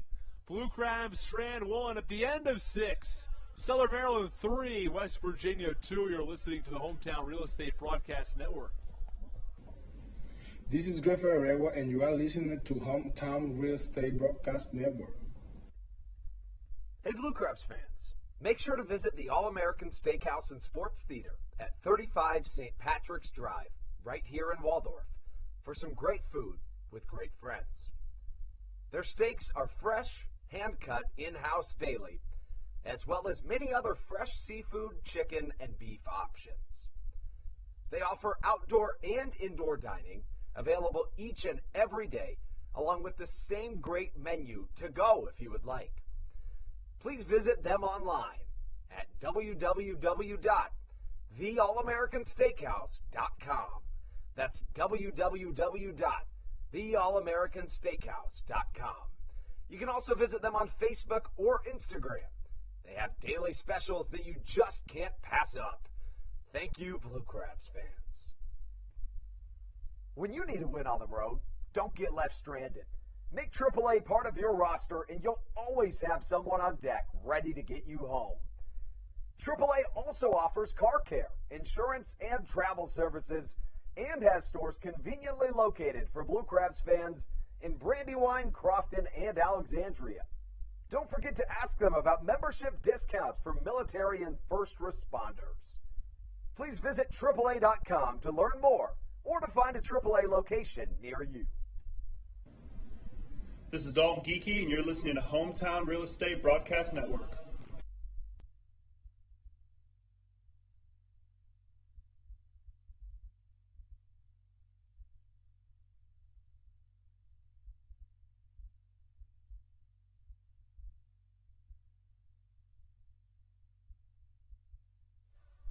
I get the feeling that our hypothesis, Austin, about this team probably going geeky again for the 7th, and then 8 and 9 with the power duo of Andres Briseño to be accompanied by Matt Latos may be correct, as it is the right-handed pitching Dalton Geeky back out for the 7th inning. He came in favor of Blake Bivens in the 6th. One pitch gave him 1 out to strand a runner on, and his first opponent will come in the form of Jimmy Paredes. Paredes to this point of the game 0 for 2 with a pair of pop-outs. So we can now give you the final line on the right-handed starting pitcher, Blake Bivens, as the first pitch misses inside from Dalton Geeky. Bivens goes 5 2/3. He's in line for the win. Just 2 hits, 2 walks, 2 runs, both earned, and a strikeout for the right-hander. 1-0 misses outside and in the dirt. 2 balls, no strikes the count. To this point for David Kubiak, who has thrown a season-high 100 pitches here this evening.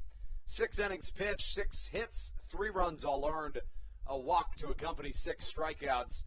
The real mark on his resume, 2 home runs allowed to this point. Fastball just a touch outside. The count 3-0 from Geeky.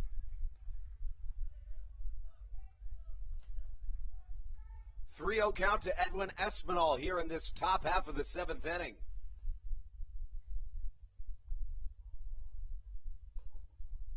.3-0 in there for a called strike.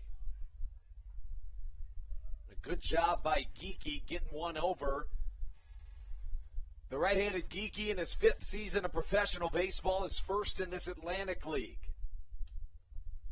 A former Braves and Cubs prospect. 3-1 struck foul as the right-hander works things full. Faces off against Edwin Espinal, whose bat has been good in the second half, Austin, hitting .354 in the second half of the season. You know, averages are up across the league this year. Not all that surprising to see someone hitting in that 350-plus mark. Martinez on the season hitting 360-plus along with Alberto Callaspo. 3-2 on its way from Geeky, again fouled. And there is an arm up and throwing in Southern Maryland's bullpen. It does look to be Andres Briseño, but can't tell for certain. He's kind of in the shade down there. A bit of a tough view from this vantage point, exactly what his number is. Espinal has been good against Southern Maryland, entering play today, hitting .419 against the Blue Crabs on the year. The payoff pitch once more. Struck to the left side. Baca gets it on 2 hops across the infield. Plenty of time as Michael Baca throws across for out number 1. A really good rebound from Dalton Geeky after starting Espinal 3-0. That's right. Nicely done to rebound. And we've seen this a couple of times throughout this game for Blue Crabs pitching. Blake Bivens ran into a number of counts where he fell behind, managed to battle his way back. Again, expecting some sort of relief for West Virginia. It looks like they will have that as a pitcher warms in the bullpen. Geeky now facing Olmo Rosario, who's 0 for 2 today. Hits one well to the left side. Back goes Cesar Trejo to the warning track. Glove over the head and snags it in thin air. A one-pitch second out. Well struck, however, from Rosario. Got to be honest, off the bat, I thought that one might be out of here, or at least off the wall, but instead Trejo does well to go back and make the catch on the warning track. You know, it's weird. We've talked about this a couple times this year, and I don't necessarily remember it being an issue in the past, but this year in particular, for whatever reason, it's kind of hard to tell off the bat. Oftentimes, things look out that just simply aren't, and then vice versa. Right, I mean, even the Josh McAdams home run, I wasn't certain was going to be out off the bat, and then you could tell the players were just watching it fly, and it was hit off way the out. Billboard, probably 50 feet past that left center field wall, and it was still traveling. He hit off that slide into home. Village is at St. Charles. Sign in left center. For reference, about 2 signs to the left of Tony McClure and his Grand Slam team. Right, and 1, 2, and 3 bedroom apartments available at the Village of St. Charles. And just go ahead, slide into home at the Village at stcharles.com. Yeah, they say safe at home. And I think that's a good saying for Villages at St. Charles, managed by Ross Properties. A 1-1 count to Reamer Liriano here with 2 away in the 7th. Did he go? Checked out at first. Yes, he did, says our first base umpire. And now a 1-2 count. It is, in fact, Andres Briseño who warms in Southern Maryland's bullpen. And when things get down to the 8th and 9th, it's tough to do a whole lot against Matt Latos and Andres Briseño. Off speed, off the plate, draws the count even at 2-2. Southern Maryland's bats have been hot of late. The Blue Crabs have won 7 of their last 9, and during that stretch, they're leading the league in runs, batting average, OPS, and home runs.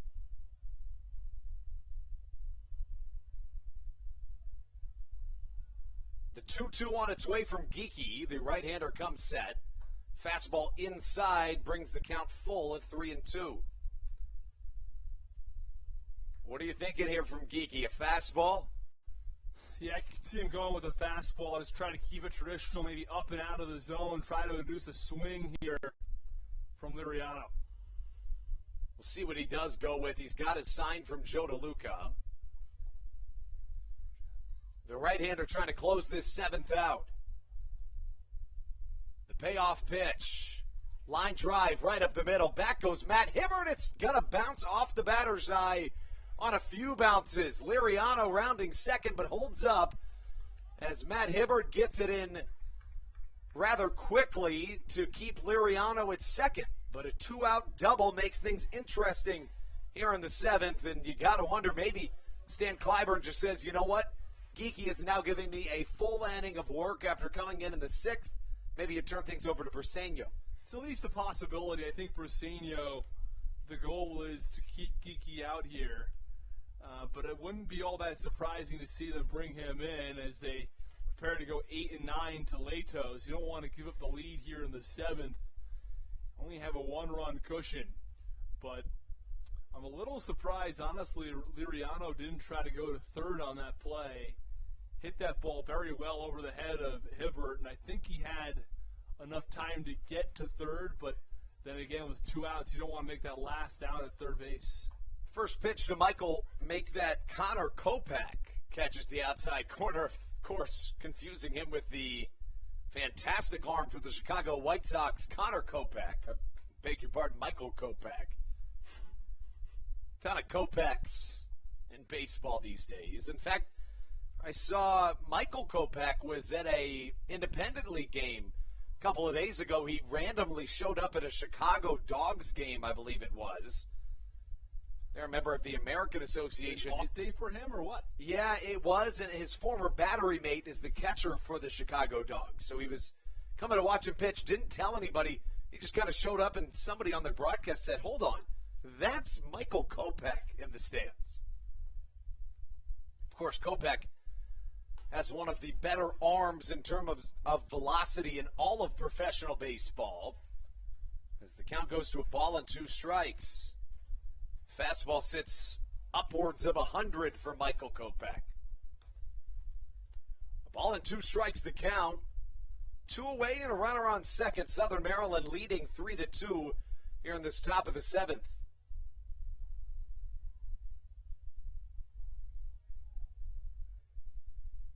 A deep breath from Geeky.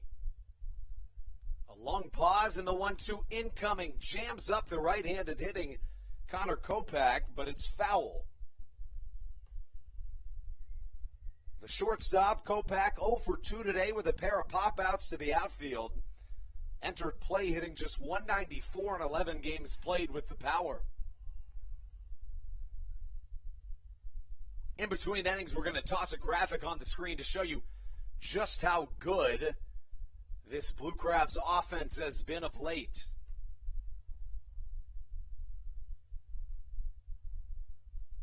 Southern Maryland with a chance to take sole possession of first place for the first time in this second half in the Atlantic League North Division after starting 2-5. They're looking to win 8 of their last 10. The 1-2 once more, chopped foul, and Austin, it's reminiscent of a team that started this season with a 4-11 record and then went on a 12-2 stretch to make things interesting.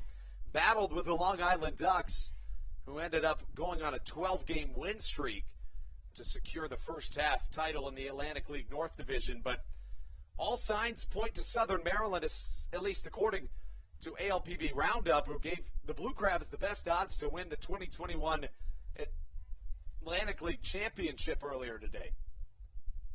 Right, I wasn't necessarily expecting that, especially considering that there are 2 teams that have already clinched playoff spots in the Atlantic League, and the Blue Crabs have not yet done so. But I wonder if it has something to do with the fact that, after winning the first half, you got to wonder, do you lose any steam after about 2 more months until the playoffs start? I think it's possible. I don't want to discount that as a possibility, but it still seems interesting. You'd think that those teams that won in the first half would have the best chance, especially someone like the Lexington Legends. Fastball, strike 3, stranding a runner in scoring position as Dalton Geeky gets things into the 7th inning stretch. To finish that point, this is a Southern Maryland team that is 35-25 in their last 60.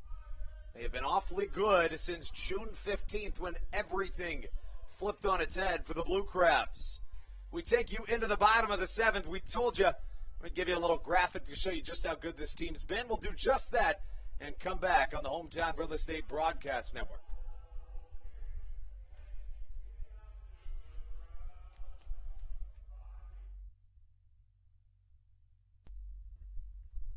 Hey Blue Crabs fans, make sure to visit the All-American Steakhouse and Sports Theater at 35 St. Patrick's Drive, right here in Waldorf, for some great food with great friends. Their steaks are fresh hand-cut in-house daily, as well as many other fresh seafood, chicken, and beef options. They offer outdoor and indoor dining, available each and every day, along with the same great menu to go if you would like. Please visit them online at www.theallamericansteakhouse.com. That's www.theallamericansteakhouse.com.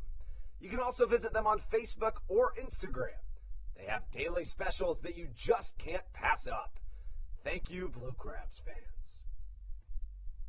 When you need a win on the road, don't get left stranded. Make AAA part of your roster and you'll always have someone on deck ready to get you home. AAA also offers car care, insurance, and travel services, and has stores conveniently located for Blue Crabs fans in Brandywine, Crofton, and Alexandria. Don't forget to ask them about membership discounts for military and first responders. Please visit AAA.com to learn more or to find a AAA location near you. This is Dalton Geeky, and you're listening to Hometown Real Estate Broadcast Network.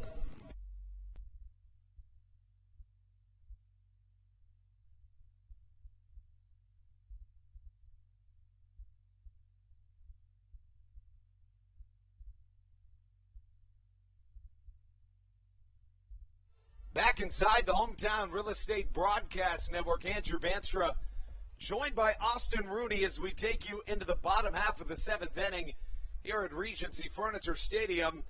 The Blue Crabs clinging on to a 2-1, make that 3-2 lead as we turn things over to the bottom half of the seventh. You know, an interesting stat to look at in this one, Austin.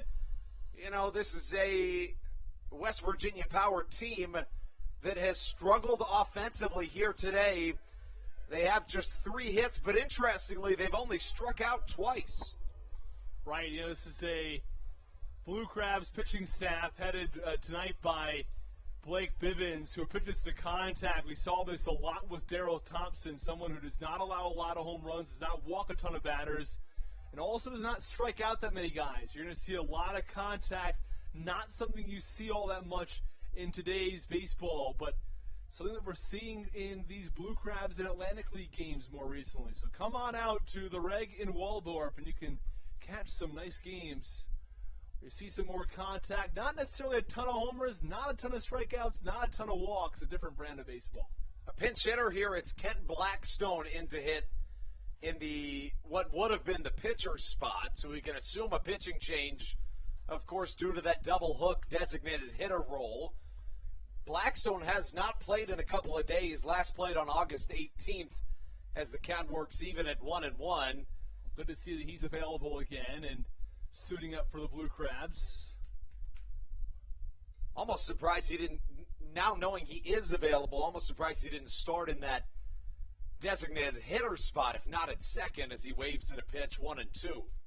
Right, I think just matchup by matchup probably is the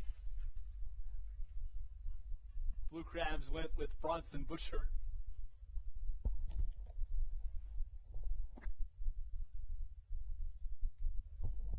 Blackstone sees a 1-2 count. Fastball outside, swung on and missed by the newcomer onto the mound, Maddox Conger, I should say, as Blackstone strikes out. The other thing, of course, about Blackstone, you're out for a couple of games. You want to try to ease someone back into it. I think a pinch hitting spot might have just been the best way to do that. Yeah, I would tend to agree. As for Maddox Conger, it's his first appearance this season for the West Virginia Power. A good start to his Power career as Michael Baca steps up to the plate. Yeah, Michael Baca, a consistent guy. He's able to have his average near 300. And I beg your pardon for Conger. This is his 5th appearance. I misspoke. Conger, the right-handed pitcher, 4.15 ERA and 4 1/3 innings pitched. Sorry, Austin. I was just going to say Baca's been a consistent hitter throughout the season, but been a little bit colder in recent games. See if you can get an important one-out hit here in the 7th and try to rally the Blue Crabs, whose bats have been quiet since the 4th. Michael Baca sees an 0-2 count. Hits it up the middle, a slide from Rosario at second. Pops it up and throws. What a play on what surely looked to be a single. Yeah, well, talk about, athleticism from a 40-year-old there, ranging to his left, fielding on the backhand and throwing to first in time. Yeah, no question about it. I mean, this is a guy that finds himself doing big things.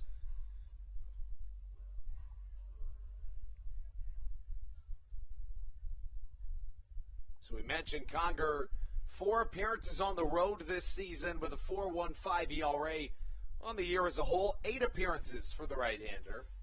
A 5.59 ERA entering play as Matt Hibbert swings and misses on a fastball. We can now give you the final line for David Kubiak. 6 innings pitched, 6 hits, 3 runs all earned, a walk and 6 strikeouts. He allows 2 homers, 1 to Matt Hibbert, who is at the plate now, and the other to Josh McAdams. The count 0-2 to Hibbert. Hibbert 2 for 3 today with a double and a solo shot to lead off this game offensively for the Blue Crabs. Fastball outside, the count 1-2. All signs point to the right-hander Andres Briseño coming into this game for the 8th, and then you'd have to imagine Matt Latos for the 9th.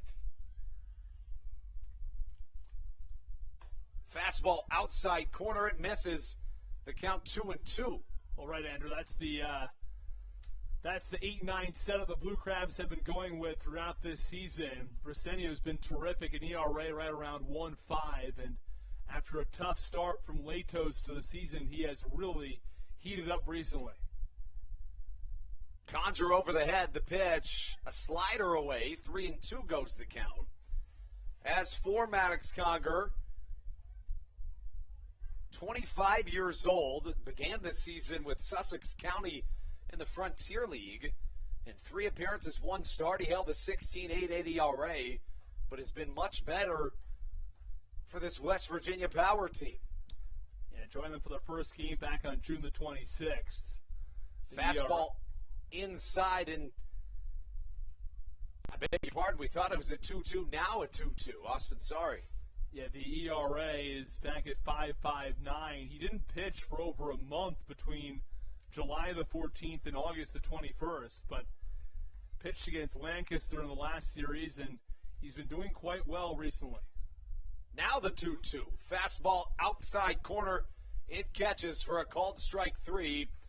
3 up, 3 down for Maddox Conger here in the 7th inning. As we bring you into the 8th, it'll be Andres Briseño on the mound for your Southern Maryland Blue Crabs. We'll be right back on the Hometown Real Estate Broadcast Network. American Radiology is the clear choice for all of your medical imaging needs. With locations in Charles and Calvert counties, they offer a full range of imaging services. Some of their latest innovations included 3D mammography and wide-open MRIs for our claustrophobic patients. For your convenience, they even offer extended weekday hours and Saturdays. For more information or to schedule an appointment, visit their website at AmericanRadiology.com. 2020 was a year unlike any other for everybody. Quickly, the Southern Maryland Blue Crabs came to the realization that baseball must take a backseat to humanity. Immediately, the Blue Crabs staff and all of Crustacean Nation teamed together to provide COVID-19 tests and eventually vaccinations. Southern Maryland's hometown team also hosted food drives, blood drives, backpack drives, toy drives, and so much more, all to help their community. The Blue Crabs couldn't be more thankful to the healthcare heroes that have gotten us to this point and helped our community so much throughout the COVID-19 pandemic. That's why this season is dedicated to our healthcare heroes. Each Saturday night, we will have a healthcare hero, a local healthcare professional, throw out the first pitch of the game and be honored. That's why in 2021, all season long, healthcare professionals get $5 tickets to every single Blue Crabs game. Thank you so much, healthcare heroes, for all that you have, are, and will continue to do for our community. This is Coach Doug's, and you're listening to the Hometown Real Estate Broadcast Network. Andres Briseño, as promised, onto the mound as we take you into the 8th inning here in Southern Maryland. He'll take off against the 8-9-1 of this West Virginia order. Briseño, one of the best arms in the Atlantic League this year. Really, starter or reliever. Austin, you've got the numbers on the right-hander. Yeah, he's had a terrific start to this season. He's served really nicely in this setup role for the Blue Crabs. And again, been that 8th inning guy for most of the season. And right ahead of Matt Latos there. As this year, Briseño's had a 1.53 ERA in 30 appearances, 35 and a third innings of work. He has walked 14 batters, probably the only thing that has not been quite as good as he'd like. 14 batters in 35 innings. It's about 4 walks per 9. You know, and in an MLB that really just needs a lot of arms this year, this is one of the guys that you kind of scratch your head about as to why he hasn't at least been given some looks by an MLB organization. You mentioned the 1.53 ERA this season, 6 holds and 2 saves for the right-hander, 2 holds and 1 save in the second half of this season, 42 strikeouts in just over 35 innings pitched. Fastball misses outside as the count evens at a ball and a strike to Yovan Gonzalez. Gonzalez 1 for 2 today. And Briseño fortunate that, he's having beautiful weather to work with as we have an outstanding evening here at Regency Furniture Stadium. Fastball swung on and missed. You know, Austin, we saw a ton of rain at the start of this homestand. I mean, it was raining cats and dogs. And if it's raining cats and dogs, you know what you don't want to do? What? Step in a poodle. You don't want to do that. The 1-2 on its way to Yovan Gonzalez. Briseño's pitch. Fastball handcuffs him a little bit. Hit down to the third base coach and manager, Mark Minikazi. Is raining cats and dogs one of your favorite, idioms of sorts? Not me personally, no. I just, it's one of those things. It's like, it's raining cats and dogs, insert metaphor here. Okay. Off speed misses, and the count evens at 2 balls and 2 strikes. You know, Austin, after that 21-pitch first inning, you were a little bit concerned it was going to be one of those Johnny bullpen days for this Blue Crab staff, but a really nice turnaround for Blake Bivens, which kind of signifies what we've seen all year from him as Trejo comes in on a fly ball to left and catches for out number 1. Bivens has been fantastic in his last 4 starts.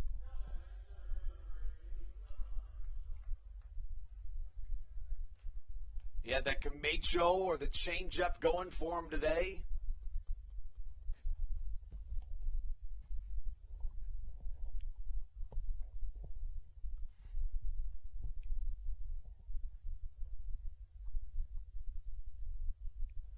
Really, no warts on either of the pitchers' lines today.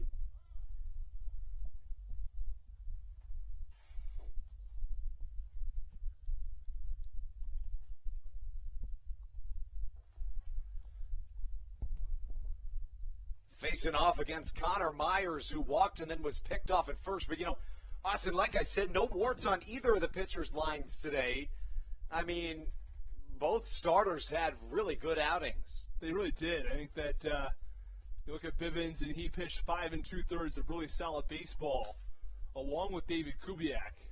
Hot shot down the third base line, bounces off the heel of Josh McAdams' glove. That's going to be a tough play to make. At the very least, he kept it in the infield, and that likely goes down as a single. Right, I mean, a hard hit ball, and definitely should go down as a single. Andrew, did you refer to the changeup as El Camecho? Yes. It's El Cambio. Is it? Yes. Cambiar in Spanish is to change. So change up would be El Cambio. Ah. Yes, I beg your pardon.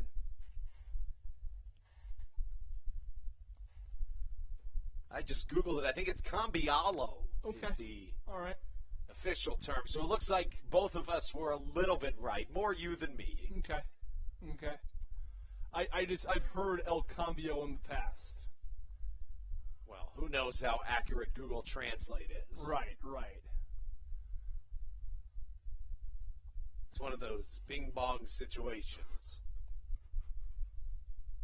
You think you've got it word for word, but sometimes it just doesn't work out that way. The count, no balls and a strike. Facing off against Teodoro Martinez. Runner goes on the pitch. It's outside, giving DeLuca a hard time trying to get that ball. As a good job, as always, by Michael Baca, trying to at least sell it a little bit. I mean, why not try? Did you see what he did on that one? I did. That wasn't a close throw. It was about 5 feet to the third base side of second. Come all the way back across the body. But, hey, it doesn't hurt. It does go down as a single for Connor Myers, who's now 2 for 3 with a walk today. He's been the leading bat, despite the fact that he bats ninth for this power lineup. He is responsible for both runs as well. The 0-1. Hit high in the night sky, foul. I beg your pardon. That was the 1-1, now 1-2. There has been 5 instances this evening, make it 6, where a power batter has reached base. 3 of those have been from Connor Myers. Couple of walks and then 4 hits for this West Virginia team. A 1-2 count, and the strikeout looks awfully appetizing right now if you're Southern Maryland. Fastball just getting a piece of it is Teodoro Martinez. As for the West Virginia team, they've struck out just twice today. One of those times it was Teodoro Martinez, and that was in his most recent at-bat. Teo, one of the top bats in the Atlantic League. He's 0 for 3 today, however, with a ground out, a fly out, and a strikeout. 1-2. Off the plate, trying to get him to chase. The count evens. Briseño began his professional career in the Detroit Tigers organization, where he spent a decade. Was a starting pitcher for most of that, even the opening day starter on a handful of occasions, but last played in 2018 before this season. Of course, everybody had 2020 off, so a couple of years off for the right-hander. Yeah, he played as high as A-ball advanced. Spent most of the time in that level. 2-2, did he go? Let's check down. No, he didn't. And the count full now at 3-2. I got a little bit of Blue Crabs trivia for a pitcher who we might see later in this series, although I'm not sure. Which Blue Crabs starting pitcher had a better ERA than Mets closer Edwin Diaz in the 2015 season? Were they teammates by chance? They were teammates. They were both starters at the time. Edwin Diaz was a starter and transitioned into a closer. Do you want me to answer it, or do you want to leave it to the fans? Well, let's give them 30 seconds till the end of the inning, and then we'll have you answer. Sounds good. If nobody answers it by the bottom of the 8th, I'll give it a shot. So again, which Blue Crabs starting pitcher had a better ERA than Edwin Diaz in the 2015 season? Both the players were in Double-A at the time. The 2-2. Curveball to the left side. McAdams gets it on a bounce. Throws across the infield. What a play by the third baseman to keep Connor Myers at second. Yeah, nicely done by Josh McAdams. He fields it on the backhand and makes a strong throw across the diamond for that second out. So you talk about Edwin Diaz. Do you remember that situation he had when he was in Seattle when he told the manager, if I get 50 saves, you have to cut your or cut a line into your hair. Do you remember that? I don't. I didn't hear about this. And it was like a bet, and nobody thought he was going to do it, and he did. He had that breakout season. So the manager did. I don't think Stan Clyburn would do that. I don't know if that's the way he operates. The only Blue Crabs coach I could think of that would do that would be Daisuke Yoshida. With the Blue Crabs, I mean, what an amazing personality from Daisuke Yoshida. Facing off against Alberto Calasbo. An off-speed pitch catches the zone, and the count 0-2 on a high and inside curveball. Calasbo 0 for 2 today, also drew a walk back in the 6th. He's just 4 for 21 against the Blue Crabs on the season, despite the immaculate .373 batting average on the 2021 campaign. 0-2 hit high into the night sky, should be playable. In comes the left and center fielders. Cesar Trejo in the outfield, unable to come up with it. And you got to feel for Trejo on that one. I mean, it's just one of those can of corn plays that maybe 1 in every 2,000 opportunities you're bound to make a mistake on. It was in the glove, and at the last second pops out. Trejo a sure glove in the outfield, and an error comes to haunt Southern Maryland. But again, I mean, that's the type of thing that's going to happen every now and again, once in a blue moon. It's a really tough break for both Trejo and the Blue Crabs. A ball that's a pop-up to left. Looks like it's going to end the inning there, and instead you've got another run that comes home for the Power, and all of a sudden, this is a totally different ball game. It sure is. And then, you know, you even talk about the stolen base earlier in this inning that really changes a lot of things. From Connor Myers, you know, we saw Ruby Silva advance from first to third on a wild pitch, and that allowed him to score. So some aggressive base running, teetering this game into multiple directions. Now a 3-3 score here in the top of the 8th.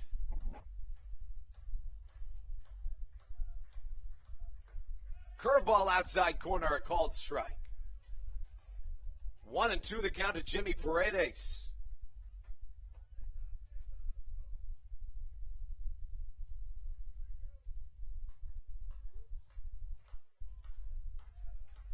Paredes 0 for 3 today. Curveball gets out in front of Joe DeLuca, and that will allow Calasbo to get to third. Things appear to start falling apart for Southern Maryland. Let's see if Andres Briseño can buckle down here with 2 away in a newly tied ball game. I think the idea for the Blue Crabs was go to Briseño, then Latos. So Latos not warming up in the bullpen right now. And you also have to wonder, because this is now a tied game, no longer a save situation with the go-ahead runner for the Power on third with 2 outs. It's a good point you bring up. Fastball swung on and missed. Good job by Briseño to stop the bleeding here in this top of the 8th. It's a tie ball game after the error from Southern Maryland's defense. We take you into the bottom half of the 8th right here on the Hometown Real Estate Broadcast Network.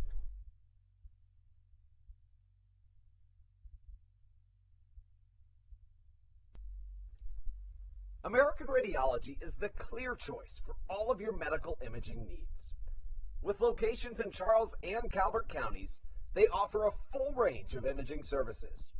Some of their latest innovations included 3D mammography and wide-open MRIs for our claustrophobic patients. For your convenience, they even offer extended weekday hours and Saturdays. For more information or to schedule an appointment, visit their website at AmericanRadiology.com. The Charles County Department of Health encourages you to get the COVID-19 vaccination today.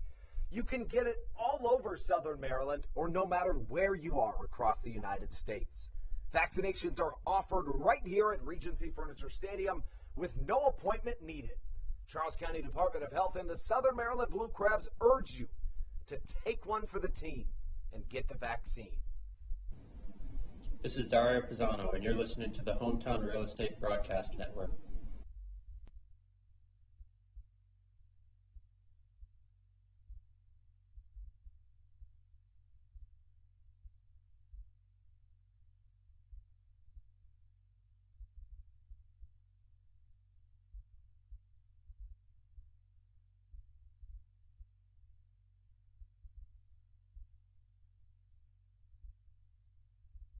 Welcome back inside Regency Furniture Stadium here on a Tuesday night. Games 9, 10, and 11 of a season-high homestand in terms of games. Was originally supposed to be 13, but even 11 will remain as the longest. Southern Maryland's now got some work to do in a tie ball game. They'll send up the heart of their order in the 2-3-4, and a trio of guys, maybe even make it a quartet, reaching back to the fifth batter in the Blue Crabs lineup, Alex Crosby, that you really want up in a situation just like this. These are guys at the heart of this Blue Crabs order. You mentioned 2, 3, 4, 5, and even 6 with Josh McAdams. You're right. Silva shows bunt, but it's a called strike nonetheless, and we're underway in the bottom half of the 8th inning. Just to give you guys some updates around the baseball world, the Baltimore Orioles are currently riding the 16th longest losing streak in MLB history at 18 consecutive games. You might want to be careful saying that on these airwaves. But it's true. It's just a fact, unfortunately. And they look well on their way to their 19th straight as they trail 13-2 in the 5th. That would be, I believe, the tied for 11th longest in MLB history. So, Maddox Conger back out onto the mound. He set down 3 Blue Crabs in order with 2 strikeouts in the 7th. But here in the 8th, a 3-0 count, make that a 2-1 count to Ruby Silva. Silva lines one up the middle. Every time Southern Maryland desperately needs some offense, who do you call on other than Ruby Silva? As now the tying run, make that the go-ahead run, stands 170 feet away from home plate. And that brings up Cesar Trejo. Trejo has had a good day at the plate, 1 for 2 with an RBI and a walk drawn. Silva now 2 for 4 today. Trejo shows bunt. Bunted straight up into the air, and it will be caught. Yeah, tough break for Trejo. He's had a tough 8th inning with a pop-up in left field, and then the bunt, not getting it down. I'm a little surprised to see him try to merely bunt Silva over. He's got such a good bat. Someone who can put the ball out of the ballpark. You know, it's one of those days in a really good stretch for Trejo, a guy that has been huge for this Southern Maryland team. Everybody's going to have those innings. It's really just unavoidable in the game of baseball over the course of your career. It's more so about how you respond to those difficulties. And if I know Cesar Trejo, he will indeed respond as the first pitch to David Harris catches the outside corner, strike 1. Harris today 0 for 3 following a 4 for 5 game in which he struck in 7 runs and hit 3 home runs as the West Virginia bullpen sends the ball into the field of play. And, you know, it's kind of speaking to that bunt conversation that we talked about earlier. It's really a play that's only used in late inning circumstances like this one, Austin. And, you know, as infrequently as it's used, it's going to be more difficult for guys to do it in game play. 0-1 outside, 1-1 the count. Harris hits .363 at home. Again, fresh off a 3 home run, 7 RBI game. Both of those marks tying franchise records. The 1-1 outside gets under the feet of Gonzalez. Silva dancing out there in the first baseline, thinking about trying to advance to second, but instead holds the count 2-1. Southern Maryland's offense started right away with a solo shot back in the top of the first from the leadoff man, the bottom of the first, from the leadoff man, Matt Hibbert. Trejo hit in another run in the third, and then a solo shot from McAdams in the fourth. Account for Southern Maryland's 3 runs today. Ground ball to the left side, bounces off the glove of the sure-handed Jimmy Paredes. I'm thinking that's an E5, and now 2 on for Southern Maryland with 1 away. Yeah, there was a play to be had there from Jimmy Paredes. Honestly, a little surprised he didn't come up with that one. But he couldn't hang on to it, ran up his forearm, and runners on first and second now. And, that kind of bails out Cesar Trejo a little bit, Austin, because, theoretically, that's a situation in which you look back and you think, well, there would have been 1 out anyways. The only thing you don't have is an unoccupied first base. But then again, at the end of the day, yeah, it's a force, but you'd probably rather have 2 runners on than 1. That will go down as an error, their first of the day for the Power. Alex Crosby up to the dish. First pitch swinging, fouls over our heads right here in the Bayonet press box. The count 0-1. Crosby 1 for 3 with a double. That double back in the 6th, which was his most recent plate appearance. The left-handed power bat hitting .391 in the month of August, entering play today. The hands clap here at Regency Furniture Stadium. The 0-1 just a touch low. And, of course, on deck, man with possibly the most power on this entire roster, and Josh McAdams.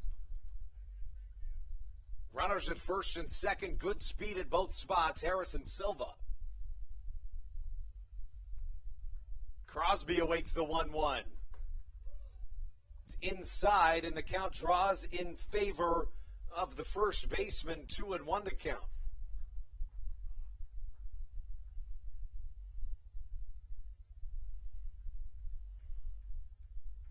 Two balls and a strike to the left-handed hitting Alex Crosby. And now the count 3-1 for the right-handed Maddox Conger, who was running roughshod through Southern Maryland in his first inning of work.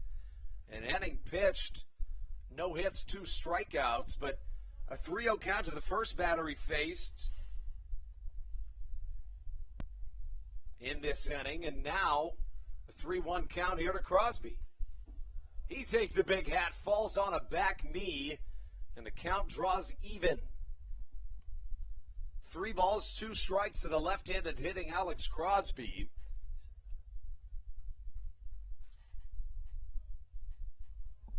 Crosby, the only Blue Crab with multiple double-digit hit streaks this season.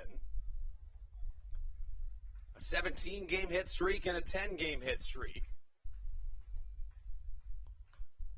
Staying alive is Alex Crosby, as we'll stay at a 3-ball, 2-strike count.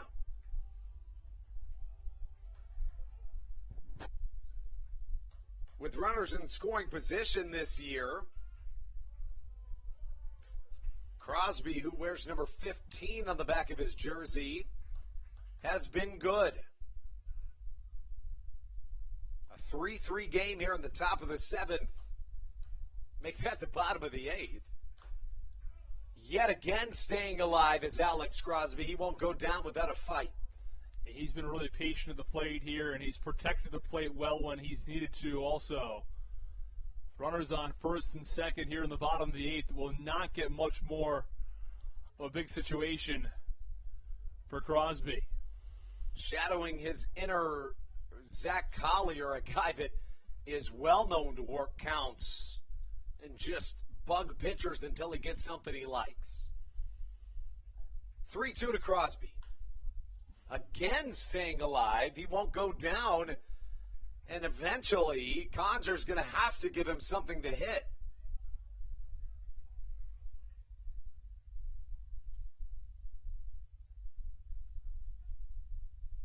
3-2 once more.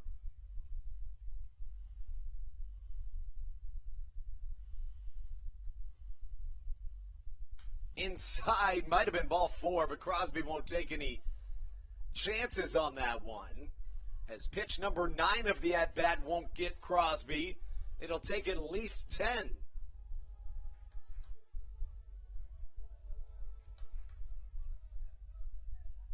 Conger has thrown 33 pitches in this game, 10 of them in this at-bat. After this next pitch.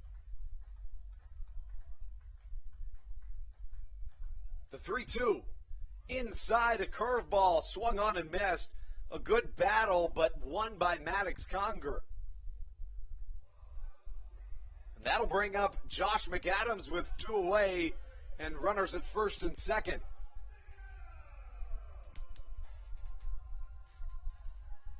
Yeah, really tough at bat there.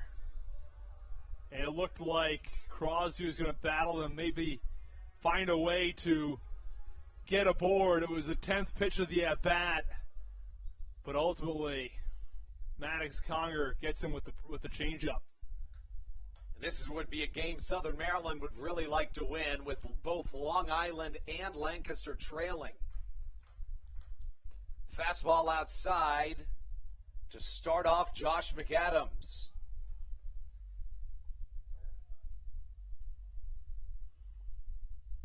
McAdams with runners in scoring position and 2 outs this year, 8 for 50.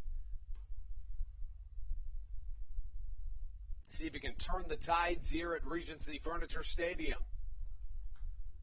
The 1-0. I think he liked that one, but a little behind it as Conger nods his head on the mound. The count evens at a ball and a strike. McAdams 1 for 4 in his last game played, a double and 2 RBIs. 1 for 3 here today. He had a solo shot. His 15th home run of the season back in the 4th inning. A long pause, the pitch. Fastball outside, snap throw down to first, not in time. But wise running from Ruby Silva, who advances to third base. And now the go-ahead run stands just 90 feet away. Yeah, I think there's that book, 101 ways to reasons to be at third base with 2 outs. You know, a pass ball, a wild pitch, a base hit in the infield. There's so many ways that benefits a batter. Of course, you don't want to make that third out at third base, but still a wise and heads-up move by Ruby Silva. A curveball misses down low, and now the count 3-1. And McAdams has a variety of options sitting in front of him. Here on a hitter's count, if he doesn't like it, he doesn't have to swing at it. But Conger's probably trying to just get something across the plate, doesn't want to load the bases for Joe DeLuca. 3-1 on its way. Fastball inside, it's ball 4, and now the base is loaded for Southern Maryland here in their half of the 8th. Things are getting interesting, Austin. Yeah, they've got Joe DeLuca here. DeLuca's been quiet so far today, but a real opportunity to break out with a base hit. It looks like Mark Minikazi is going to try to say something to the home plate umpire. Maybe a double switch in order here?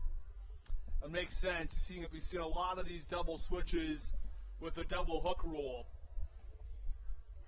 But no matter who comes in, if it is a pitching change, that is, this would be a very difficult situation to inherit for anybody. Right, and we've seen with the double switch historically, so I don't believe the pitcher would be coming up. Oh, the pitcher would be coming up soon in the ninth inning for the power. So it would be Rosario or Espinal Rosario, and then the pitcher spot would be third in the ninth. So it makes sense for a double switch to then again move the pitching spot yet again. So we'll take a short break with a 3-3 game. 2 away, bases loaded in the bottom of the 8th. Southern Maryland trying to take sole advantage of Lancaster's difficulties here this evening. Trying to take first place in the Atlantic League North Division. Stick around. We'll be right back on the Hometown Real Estate Broadcast Network. American Radiology is the clear choice for all of your medical imaging needs. With locations in Charles and Calvert counties, they offer a full range of imaging services. Some of their latest innovations included 3D mammography and wide-open MRIs for our claustrophobic patients. For your convenience, they even offer extended weekday hours and Saturdays. For more information or to schedule an appointment, visit their website at AmericanRadiology.com. 2020 was a year unlike any other for everybody. Quickly, the Southern Maryland Blue Crabs came to the realization that baseball must take a backseat to humanity. Immediately, the Blue Crab staff and all of Crustacean Nation teamed together to provide COVID-19 tests and eventually vaccinations. Southern Maryland's hometown team also hosted food drives, blood drives, backpack drives, toy drives, and so much more, all to help their community. The Blue Crabs couldn't be more thankful to the healthcare heroes that have gotten us to this point and helped our community so much throughout the COVID-19 pandemic. That's why this season is dedicated to our healthcare heroes. Each Saturday night, we will have a healthcare hero, a local healthcare professional, throw out the first pitch of the game and be honored. That's why in 2021, all season long, healthcare professionals get $5 tickets to every single Blue Crabs game. Thank you so much, healthcare heroes, for all that you have, are, and will continue to do for our community. This is Coach Doug's, and you're listening to the Hometown Real Estate Broadcast Network. The new arm on the mound for the West Virginia Power is the right-hander, number 22, Junior Rincon. He inherits a situation you really wouldn't wish upon anybody. Stands at 6'2", 215, out of Santo Domingo, Dominican Republic. Peaked as high as AA, and the right-hander comes into this one working against a very daunting task. Bases loaded with 2 away, a tie ball game in the bottom half of the 8th inning. Right, and it doesn't get a much bigger spot than this. You're exactly right. It's always tough for a pitcher to come in with anybody on base and inheriting someone else's runners, but it's that much more difficult when you have 2 outs, bottom 8, and the bases are loaded for you. Rincon started this season with the Lancaster Barnstormers, struggled in 21 appearances, the 7.67 ERA, but has been great with the West Virginia Power. In 8 appearances, he has not allowed a single run. See if Southern Maryland, headed by Joe DeLuca at the plate, can change that. First pitch, way high and outside. Falling behind in the count is the right-hander Rincon. He's allowed just 5 hits. He's walked. Well, Andrew, how about this? On deck, it's Collier. How about that? Who would be pinch hitting for Bronson Butcher. Fastball swung on and missed, 1-1 the count. So it sounds like Blackstone and Collier, they weren't available to start tonight's game, but available in the later stages. That's what you like to see if you're a Southern Maryland fan. A good sign for the statistical best hitter on this Blue Crabs team. DeLuca hits one high in the sky, should be playable for Liriano in right. Calls off his center fielder and makes the catch for out number 3. Southern Maryland strands the bases juiced here in their half of the 8th inning. Matt Latos will try to come on and keep this thing knotted at 3s when we return on the Hometown Real Estate Broadcast Network.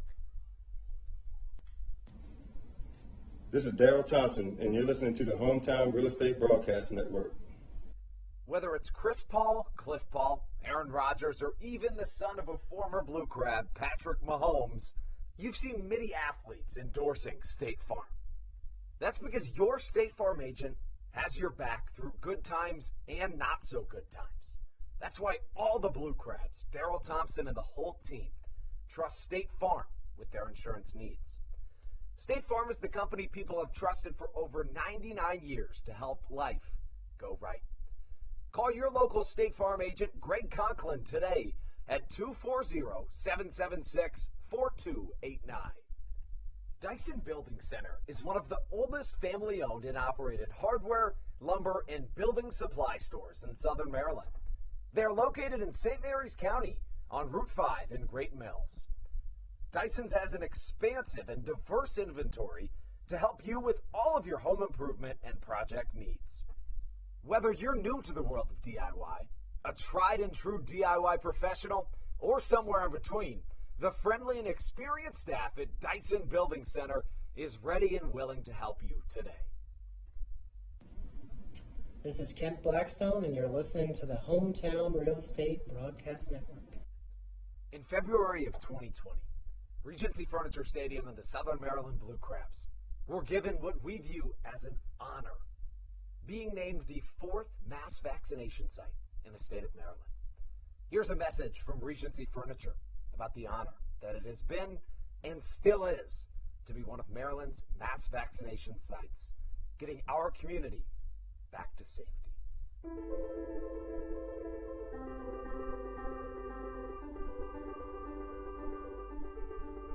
During these times of uncertainty, it helps to know there are things we can control to help ourselves and others. For me, it presents the hope that soon enough, my friends and family will be together again.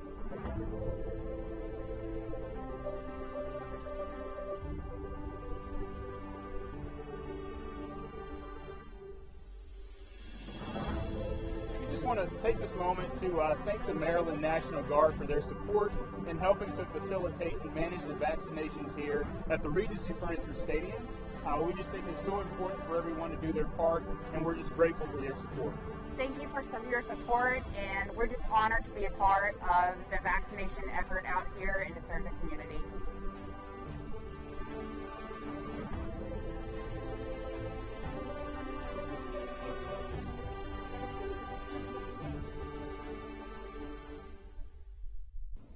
This is Jake Marshall, and you're listening to the Hometown Real Estate Broadcast Network. Into the top of the ninth we go. A 3-3 game as Matt Latos takes the mound for your Southern Maryland Blue Crabs. It'll be 4-5-6 due up for the Somerset Patriots, who combined to be just 1 for 9 this evening. And it starts off with Edwin Espinal. First pitch from Matt Latos, the new arm on Southern Maryland's mound, has been fantastic this year, as has most of this Blue Crabs bullpen. A 2.84 ERA, has appeared in a total of 25 games, striking out 26 batters in 25 1/3 innings. Latos, a 9-year MLB veteran, retakes the mound on an 0-1 pitch to Edwin Espinal. Fastball just misses the plate. The count, a ball and a strike. Espinal was very good against Southern Maryland to begin this season, but has found struggles of late. The Latos pitch. Soft chopper will land in front of the right fielder, David Harris, and the leadoff man is on for this West Virginia power team here in the top half of the ninth. Of course, this game started with a solo shot from Matt Hibbert back in the first. The Power took the lead in the third inning on a 2-run home run from Connor Myers. Southern Maryland tied things up in the third with an RBI single from Cesar Trejo, but in the bottom half of the fourth, the Blue Crabs took the lead, finding themselves up 3-2 on a solo shot from Josh McAdams. We've only seen one other run other than that. It came on an error on a fly ball to the left fielder, Cesar Trejo, to score the tying run of this game. Back in the bottom of the eighth, Southern Maryland had the bases loaded, but left things stranded as Olmo Rosario hits one to the right side. Ruby Silva, ranging near the bullpen, runs out of room, and strike one lands. Looks like we had a pinch runner inserted into the game at first base. Austin, did you get a number on that new runner? See, I'll get it as soon as I can. It's number 3. It looks like it's Nate Easley providing some very valuable speed on the base paths. Has stolen 3 bases this year, but has very good speed. A runner on first with 1 down. The count, no balls and a strike. Matt Latos retakes the mound. Hot shot through the left side of the infield. That gets through. And back-to-back singles for this West Virginia Power team. Here we are in the top half of the 9th inning. But Latos has shown time and time again in these situations to overcome them, oftentimes inducing much-needed double play balls. And it was honestly interesting, that last play, I think that was getting through the hole on the left side one way or another, but McAdams and Baca were playing very much in on that last play. McAdams basically on the infield grass, McAdams just a couple of steps back, and they had no way for them to have the reaction time to make that last play. So that brings up Reamer Liriano, I beg your pardon, a pinch hitter, Miles Williams. Williams started the season with the Gastonia Honey Hunters, was then at the start of a homestand as the Honey Hunters were coming here to Southern Maryland, was traded to the Blue Crabs, but then on the last game of the homestand with the West Virginia Power in town, was traded to from Southern Maryland to West Virginia in exchange for Ruby Silva. Chopper down the third base line, gets past the diving glove of Josh McAdams at third, and Miles Williams comes up big here in the top half of the 9th inning. Relay throw home, not in time, and a 2 RBI double from Miles Williams puts the Power in the lead, 5-3 here in the top half of the 9th inning. Just a really unlucky break that time. McAdams dove for that ball, unable to get it. And just one of those seeing eye hits down the line, barely staying fair, and then just out of the outstretched reach of McAdams' glove, and the Power have added 2 much-needed runs and lead this one 5-3. You know, it's interesting, Miles Williams in his first plate appearance against his former team, the Honey Hunters, when he was with the Blue Crabs, he had a home run off of Austin Glorious, who he was traded for. And then his first at-bat against the Blue Crabs comes up big here. And really, you know, not Latos' fault, and you say that because it was a bloop single into right and then a pair of ground balls that got through the infield. First strike recorded to Connor Kopak as the count evens at a ball and a strike as the West Virginia Power take a 5-3 lead. Both teams with 7 hits and an error to this point in the contest. The Power have now plated 3 runs in innings 8 and 9. Well struck to center field. In comes Matt Hibbert, way in. And caught for out number 1.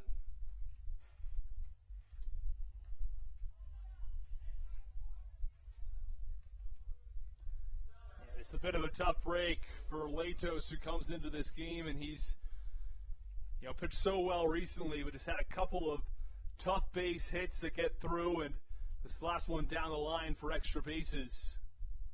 See if he can really settle in, record the last couple outs in this inning. One away with runners on first and second. Jovan Gonzalez at the plate. First pitch, swing and a miss.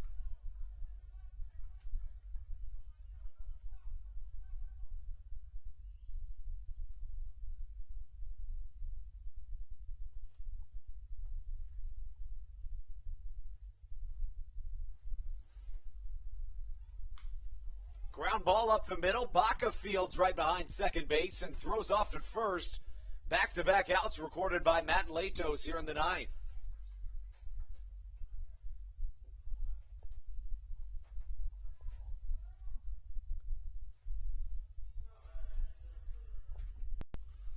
So with 2 outs in the top of the 9th inning, the Power lead the Blue Crabs 5-3. game where the Blue Crabs led 3-2 until the 8th when the Power tied it at 3. And then here in the 9th, they've added 2 more.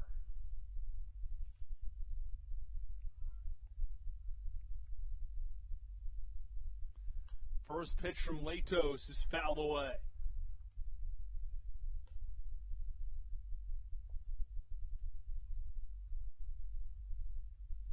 Myers behind in the count, 0-1.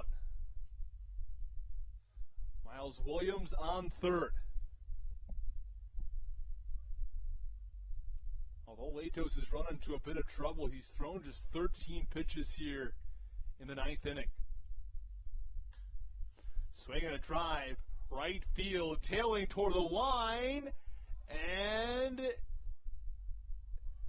they're saying it is an out. Had no view of David Harris there down the line, but the first base umpire for tonight's game, Larry Rosenberg, makes the call, and he's called out. And so that will end the top of the 9th inning. But not before the Power tack on 2. It's 5-3 West Virginia. We go to the 9th. Let's see if the Blue Crabs can get back into it. Through October of 2021, COVID-19 vaccinations are offered right here at Regency Furniture Stadium. No appointment necessary. Just swing on by and get your COVID-19 vaccination today. Take one for the team, Southern Maryland. Get the vaccine.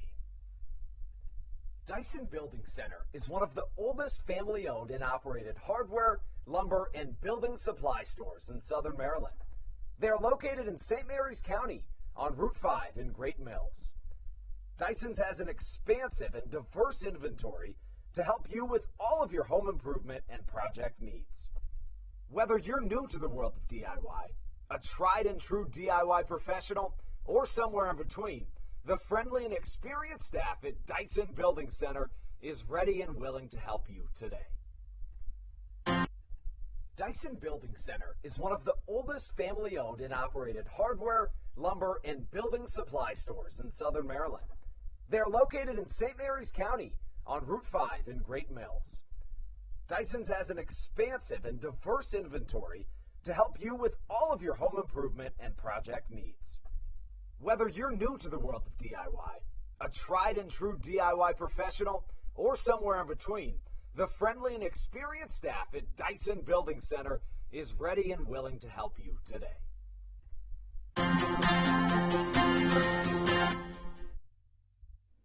This is Dalton Geeky, and you're listening to Hometown Real Estate Broadcast Network.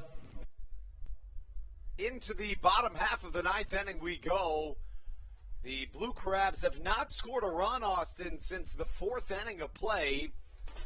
It would take a tall task here in the bottom of the 9th to come back, but Zach Collier will lead things off, a guy that generally is known to shake up a ton of pitchers.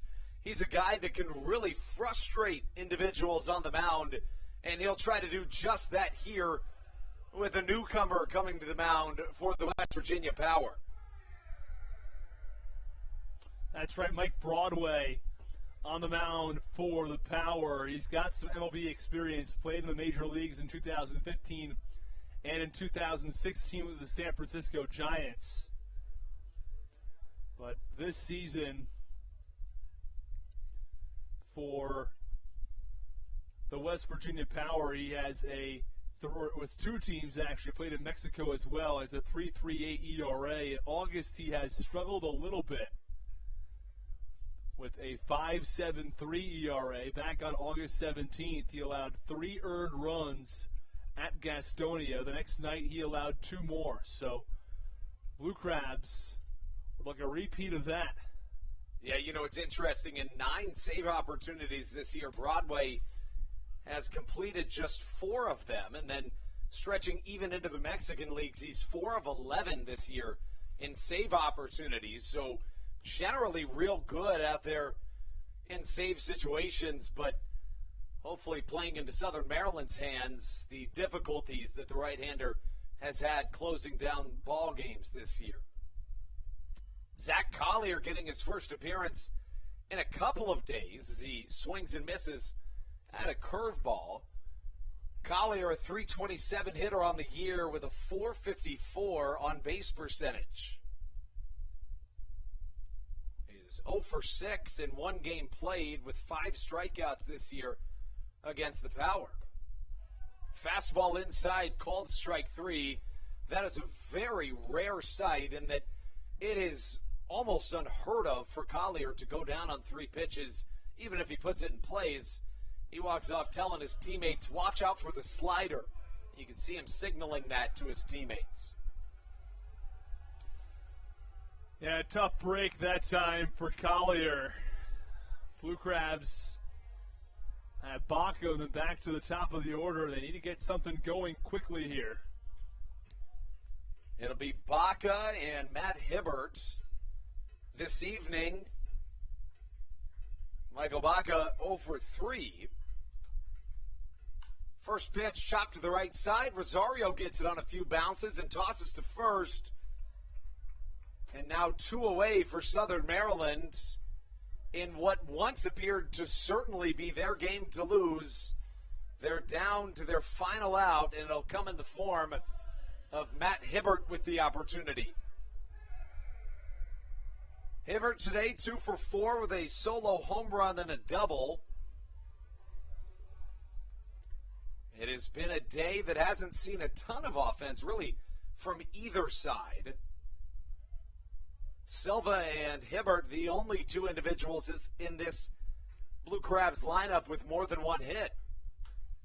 First pitch swing and a foul ball. The Blue Crabs have led for the vast majority of this game. We're up 1-0 after the first. They trailed only at one other time. That was at the end of the top of the third. Blue Crabs responded in the bottom of the third, took the lead in the bottom of the fourth, led all the way until the 8th when they tied it up, and then in the top of the 9th, 2 more runs for the Power. But the Blue Crabs now down to their final out. There's that slider Collier was warning about. It misses this time. 1-1 the count. Ball on a strike to Matt Hibbert. A .319 hitter on the year. Now, should he get on base, Ruby Silva awaits in the wings, and that would be a dangerous situation. So really, you're looking to get on in any way if you're Matt Hibbert. 2 away, 2 strikes to Matt Hibbert here in the bottom half of the 9th.